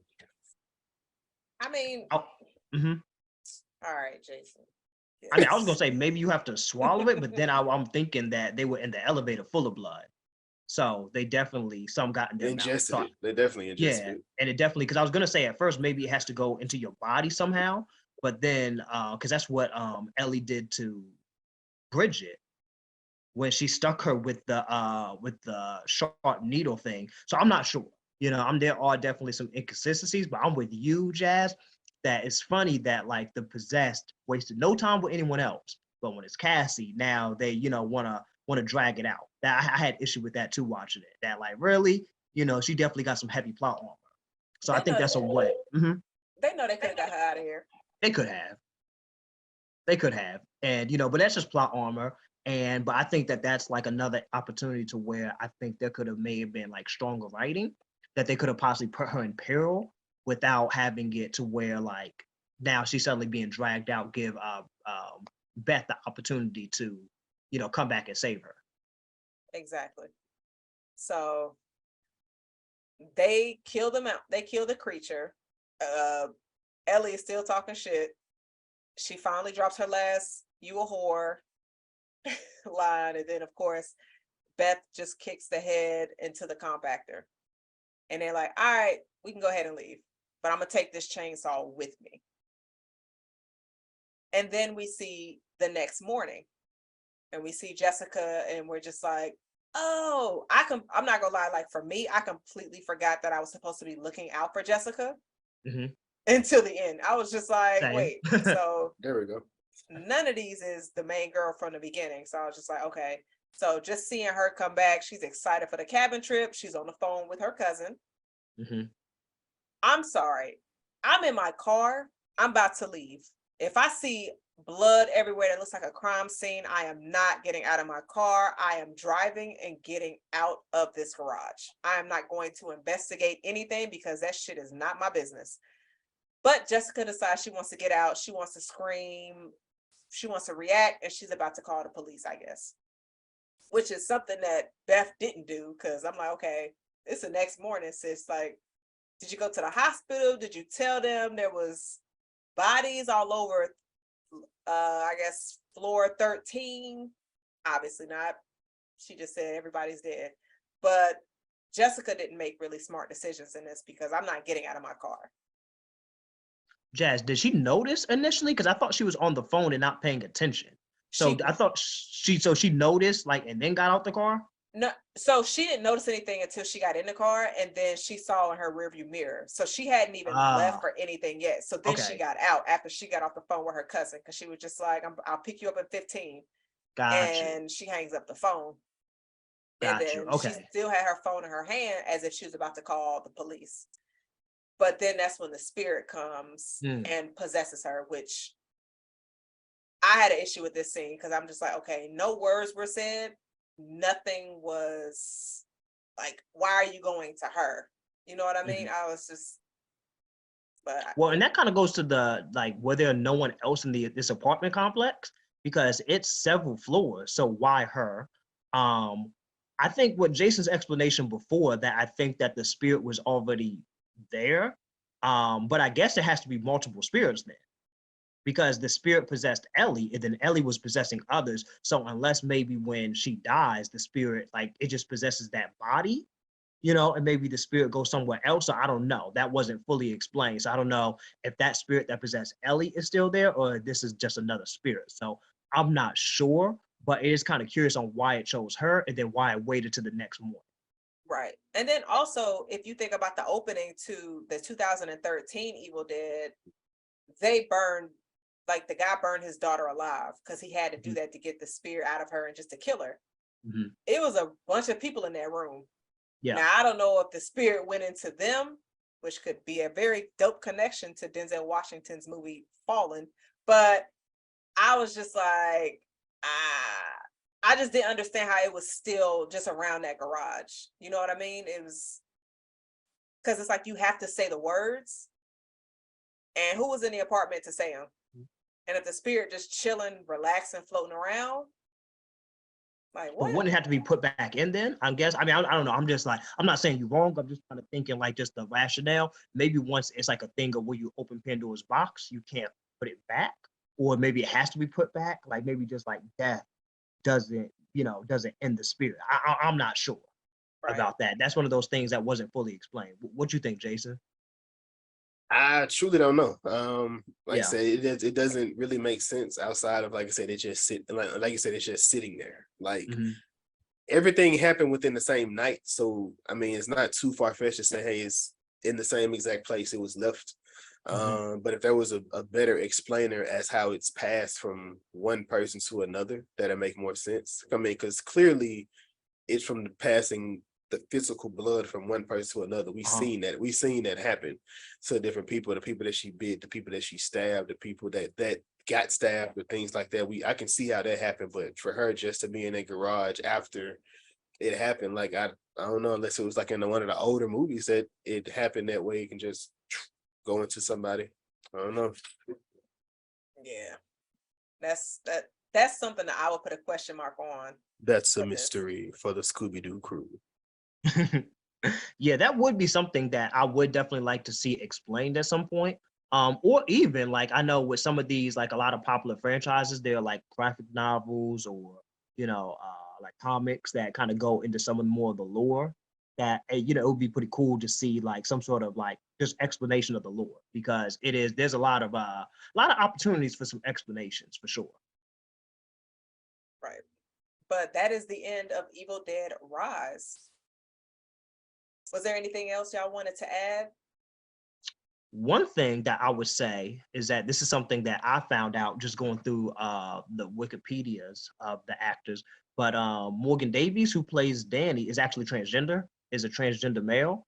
They came out as transgender in 2020, and I didn't know that. But they were born a biological female and had acting acting credits as a little girl, and then I believe transitioned as a male. So that's is a he now. So I just thought that was interesting. So there was definitely some transgender representation, even though I don't believe the character was written as trans, but the actor is a transgender male. So I thought that was some cool representation. Yeah, well, that was cool. I didn't catch that at all. Yeah, I don't think that Danny is trans, but the actor. Yeah, no, I Morgan get, I get Yeah. what you're saying. I mean, Yeah. I get what you're saying now, and now that I think about, the face, I can see that. But yeah, Yeah, I I can kind of, even before, I thought kind of was like kind of had like androgynous, a little bit of androgynous look, and so now I can see, definitely see that he is a transgender male. So shout out to him. representation matters. So Yeah. that's dope. It definitely does, and very important. I did want to ask you guys, because I know that we've been like comparing this one and the 2013. Which movie do you feel like had the most wildest scenes between the two? Because, and I'll mention a few scenes from, I mean, y'all just watch this one. I'll mention a few scenes from the 2013 one, is of course is the wood scene of when Mia was getting assaulted and the possession is going in her. And then also the scene of when she licked the box cutter with her tongue, and then her tongue split in half to where you see all the blood coming down her mouth, which I thought was just crazy in that film. And then also at the end of that movie where the Jeep fell on her arm and she had to pull it and it became detached. So I was just curious, which movie do y'all feel like had the most like wild scenes in it? And if you have any other scenes that you want to mention, of course, definitely drop those.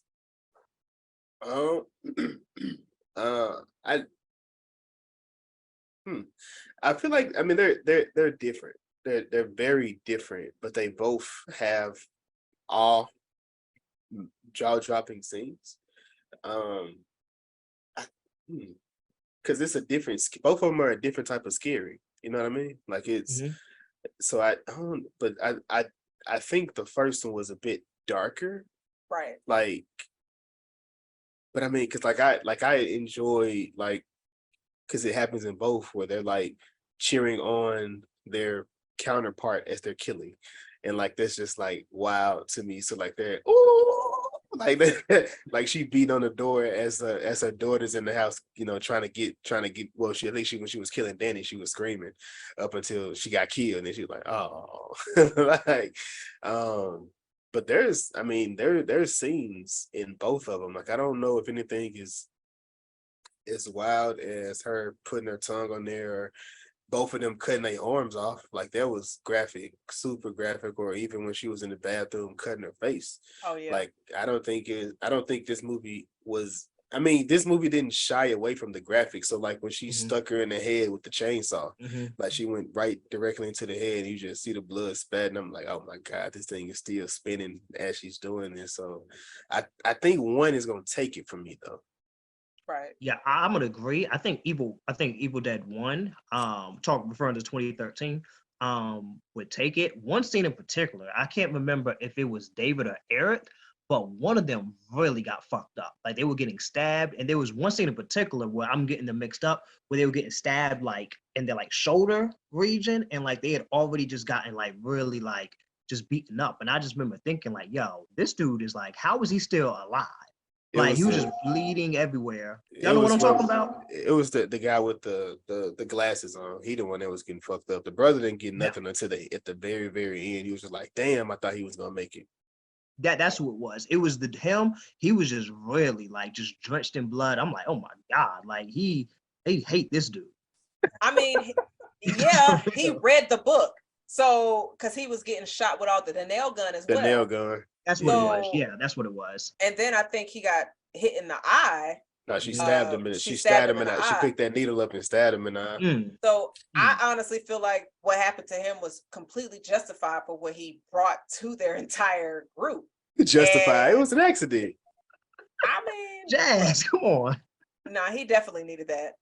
And so I feel like Danny didn't get that same type of treatment. I wish he did, but he's also a kid. So there's that. That's messed up. My bad. But yeah, was there anything else y'all wanted to add? No. It was Jason. Were you going to ask something about horror franchise, or was that Jazz? I think one of y'all. That was gonna be me, but I want to get through our link of Okay. Thrones Well, first. that's everything that I've had. I mean, I enjoyed this movie. Definitely enjoyed talking about it. I think this is a very good franchise. I think that this franchise is unique in that the newer films are better than the original. So I think that this franchise stands out from others, because typically, people hold on to the originals, and there are some people who go up for those first three. But I think Evil Dead 2013 and this one, I think this is clearly better. Yeah, I agree. I enjoy both. Both of them are solid. Yeah. There's a few discrepancies, but I mean, everybody can't be perfect. Mm-hmm. This is true. And I definitely enjoyed this movie, outside of the small little critiques that I had, but nothing's gonna be perfect. No, yeah, it don't take away. Those are some things that can be explained, hopefully, in the future if they make another one, which, I mean, this movie did pretty well for the budget that they had. I hope they definitely do another one. And then also thinking about it, the fact that they were just in one location, saved a lot of money there. So, but our link of Thrones. Well, so I guess we already answered the question. Like, was it good though? Everybody said it was good. Yeah, it was good for sure. Okay, for sure. So our link of Thrones, and for anybody who does not know what our link of Thrones is, our link of Thrones is a section that we pick different actors from this film, and we mention other projects that they've been on, whether if it was a movie or a TV show. It does not have to be anything that any of us have seen. That is not a requirement. This is not a recommendation, but it's just let me let you know about different projects that they've been on, because it might be something that somebody else has seen. If anybody wants to drop, that movie was dope that y'all mentioned, you should check it out. Please let us know. But it's just a way for us to put other actors on of different projects, because I know anytime I'm watching something, I see a movie, I'm like, I immediately think of other projects that they've been in. So that's just something I do when I'm watching something. I'm like, because I think recently when we did our Scream review, the gentleman that was Milton, and I mentioned to Jason, I was like, oh yeah, he was also in Aliens. And then Jason looked up all his catalog, and Jason was just like, he's been in a lot of stuff. And it's just like, you just never know the projects that people have been in. So it's always definitely good to do some research on other people, projects that they've been in, just to see their range. Because we've also had those range type of conversations as well. So, but yeah, that's what our link of Thrones is. And of course, we cannot use the link of Thrones for anybody else. We just have to pick somebody new if somebody's link of Thrones was taken. So who would like to go first? So I actually already gave mine in the beginning, but Alyssa Sutherland, she was in Vikings. Clearly. I did. As soon as I said that, I was like, damn, I kind of gave mine away. But yeah, she was in the TV show Vikings, which I think is cool because I don't think there's a lot of Nordic content. I know we have Thor is not an actual Viking, but he's based off of that lore. There was a movie that dropped last year about, man, I'm gonna have to look it up. It had a lot of different people in it. I'm about to look it up. I'm gonna let you know. But yeah, that was one I seen.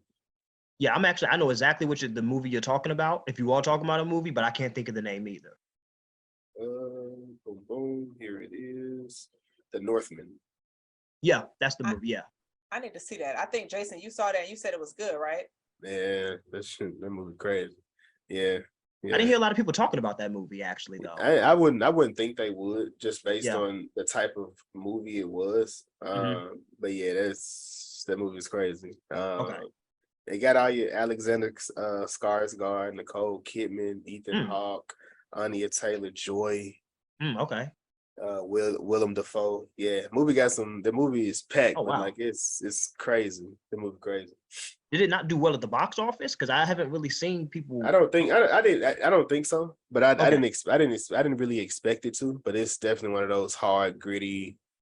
They not holding no punches when it comes to this stuff. Okay. Huh. Jason, are you ready for your Link of Thrones or can I go? Yeah, I'll go. I don't know these. So I'm gonna use Bruce Campbell. He was the voice. Yes. Yeah, he was the voice that they were listening to on the DJ. Fricker. really? Yeah, that was Bruce Campbell, and he was in Cars 2. Yeah, I mean, everything gets evil. Everyone is things like Evil Dead. He's stretched that goddamn name out forever. He even used his character in it's not Suits, the show with Psych. He even they brought Ash into Psych as well. So Yeah, he be out here in a lot of stuff. It'd be so random too. I'm like, what in the world? But I'm gonna do Elisa Sutherland. She was Ellie. She was in The Mist. are they sisters? Was she? 2 questions asked at one time are who sisters? Actually, I don't know who sisters. And Chris, yes, she was. What was her role in The Mist? I do not remember because I've seen that movie so many times. But I will tell you this: she did not survive. That's a great movie though. That is. Hold on, wait a minute. Who was your nigga thong, Jazz? Mine was Ellie. And who was your nigga thong, Chris? Ellie, Alyssa Sutherland. Oh Okay, shit! I'm sorry. I thought you did Lily. I thought so. I'm like, wait a minute, are they sisters? Like that's shit. close. They might be because they got the same last name. Do they? Nah, I didn't realize that. That's the same damn person. Well, no. Oh shit, you're right. My bad. All right. Wait. So you didn't do Lily? No, I did Alyssa Sutherland. He did. Come on. He did Ellie. Oh, okay. Yeah, so Ellie. I for some reason thought you did Beth. She was originally on Link of Thrones. So scratch that. I am going to do Lily Sullivan. She was Beth, and she was in the movie Jungle.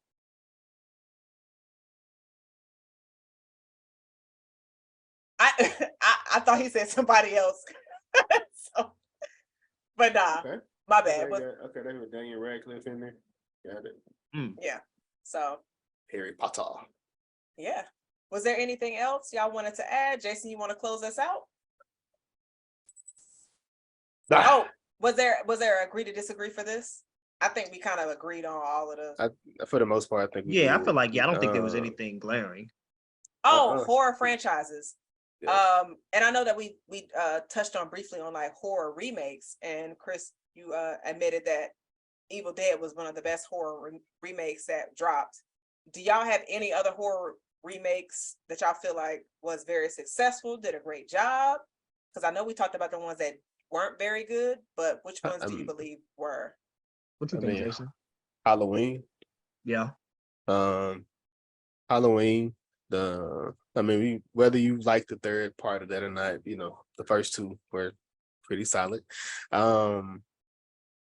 Outside, Halloween and Last House on the Left. Strangers, they did it. That wasn't a redo. That was a sequel, I guess. They should have. Trash. They should have. But they're coming with another trilogy though, allegedly. So we'll see how that's gonna go. It's only been like 15 years too. So yeah. Black Christmas, you got that? Mm-hmm. That's a good one. I'm gonna say It, chapter 1 and chapter 2. Okay, It. Yep. Mm-hmm. I would say, staying with Halloween, I would say Rob Zombie's Halloween. Like I enjoyed that a lot. A lot of people didn't like that because they humanized Michael. But honestly, I like that just because what I was saying before is that I don't mind when changes are made because I didn't want to see the same thing. Like, and I feel like a lot of people were asking, why is Michael like this? And that movie gave an answer. Some people didn't like the answer, but gave an answer on why Michael is like this. And I thought it was good, just seeing like a psychopath like that. Jazz, you ain't like it? I wasn't a fan of it, and I wouldn't go back and rewatch it. I So will I rewatch guess- the first the one. The second one, it's rewatchable, but I think the first one is a lot better. Now, a remake that I think works really well that people don't talk about is Texas Chainsaw Massacre, the first one with Jessica Alba. That to me, that was a solid. Jessica Biel. Jessica Yeah, Biel. Bill. I'm sorry, B-I-E-L. I get the white Yeah. women mixed up sometimes. I Jessica don't think Alba isn't it's white. not. I was gonna say, yeah, I don't think she white. She look Paris, whatever the Kardashians look like. Okay, so she's like That like may be spicy racist. white. Yeah, that's not racist. sure, whatever. But I was going. Okay, so in here because we heading into June. Mhm. We at the end of the month. Movies have been going crazy. Yeah, The next month is not slowing up. yeah. What's your favorite movie so far of the year that y'all have seen? Ooh. What you think, Jazz? I'm gonna put mine out there. So the 3 movies I enjoy, that I've enjoyed so far, Super Mario Brothers, easily, Fast X. I really enjoyed, but I'm gonna ride with Guardians. So Fast X is. I'm gonna put that. That's gonna be my honorable mention because I really enjoyed that movie. And it wasn't until conversation, and that's gonna be my first on here. I don't really my opinion on movies really don't change. But with that one, it has just based on conversation. I'm just like, you know what? I was a little bit too hard on this movie when I was watching it for some reason, but that one, and I had a private screener for a movie that I feel like is going to hit really big, and I'm hoping it hits this summer. It comes out next month. So yeah, The Blackening. Really super solid writing. So shout out to that team on that movie. I What you can't wait think, to see Jazz? that. Those are good picks, Jason. So for me right now, I definitely got to put Mario in there, Super Mario Bros. I'm gonna put Guardians in there as well. Feel like I should put a serious movie in there, but I haven't seen anything on like that serious level yet. Yeah. So it'd be kind of difficult, but I'm gonna throw Scream 6 in there. I definitely enjoyed that movie a lot. Might be because I'm a hardcore Scream fan. Definitely more stuff to come out and to see. So those are right now, those are my 3. My top 2, I'm gonna say Creed 3 would be up there. If not, yeah, that might be my favorite movie of the year, just because I mean I know he's a controversial person at the time, but Jonathan Majors gave an amazing performance as Dame. So that would probably be my first. My second, yeah, I'm gonna say Cocaine Bear. Like that was just a really fun. That was a fun movie. It was just a fun movie, and I had a really good time watching that. So I'm gonna put The Blackening will take that for you. The Blackening will take that movie from you because it's like one of those, and like I really want to get into it, but I can't. I want to wait till the review because that's gonna be fun. And not enough people have seen it for me to be able to talk about it with them. And I'm a big don't spoil movie type person, so you're not gonna get it from me. Like regardless of how hard you beg what you say, I'm not giving. I want them to earn every dollar that they can earn from that movie. It looks good. Like I saw the trailer. Trailer does no justice. Stop watching. It doesn't do it justice. Don't watch it. Stop watching it. Well, I was watching. I think I saw it watching Super Mario. And I think the trailer was there. And I saw it, and I was like, okay, I'm in there. I was with a friend of mine, I think, and we were both like, yeah, we in there.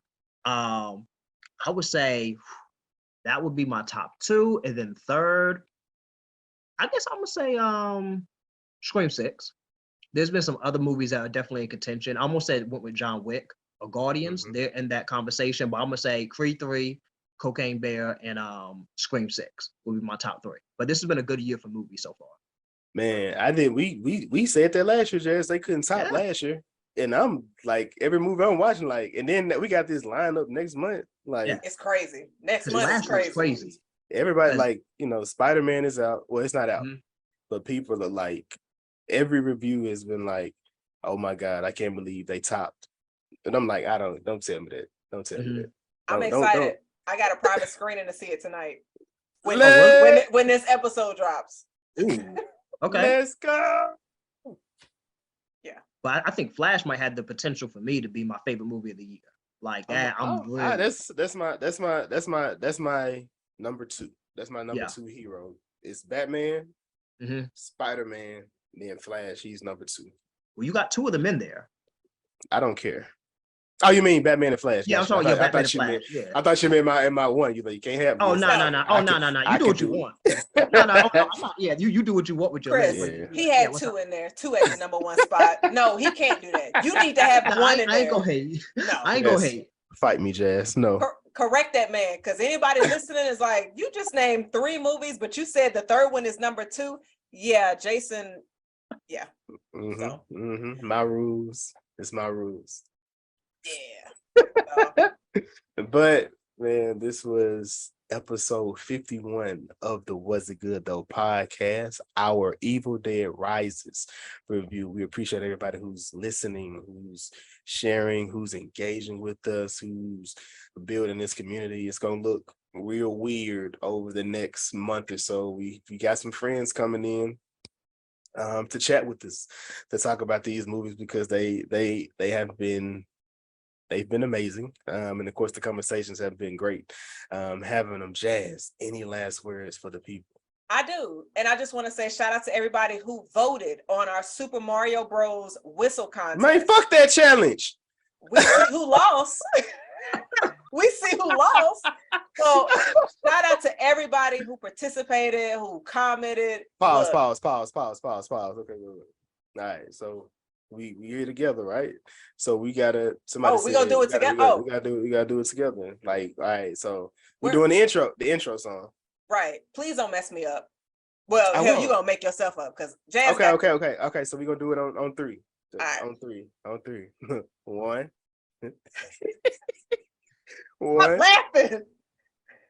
All right, I'm professional. All right, boom. Sing.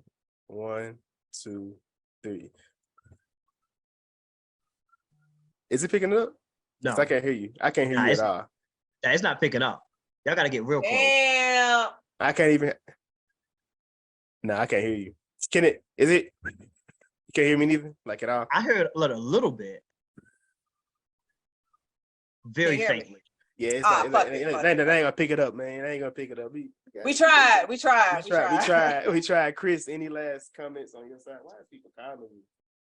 I know I got people calling me too. Like, it's funny, people blowing me up when I ain't trying to talk. But yeah, again, thank y'all for having me. This is my 3rd time being on here. Each time has been better than the last. This has been a great convo, a really good movie. I just appreciate y'all having me. Love the community, love the Discord. Like Jason and Jazz both said, y'all subscribe, y'all share, y'all like it, y'all just tune in and listen. I'm gonna be, when this drops, I'm gonna be listening. So not even just because I'm on here, but 2 of my friends are on here, so y'all check them out. So again, this is episode 51 of the Was It Good Though podcast. I'm Jason. This is Jazz. The guy at the bottom is Chris. Deuces. The guy at the bottom.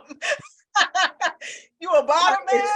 I know it's wild because I'm not even on the bottom on my screen. You will be when you watch this. Oh, are you gonna rearrange me? No, that's where you at. You at the bottom. You on the bottom. That's crazy. I should definitely keep this in. Chris be on that bottom activity. That's crazy. That's crazy. That's crazy. Yeah, Jason is spit out his water. All right, crazy. Shout out to everybody. This is a blooper. We keeping this shit in. That's wild. That is wild. Yo.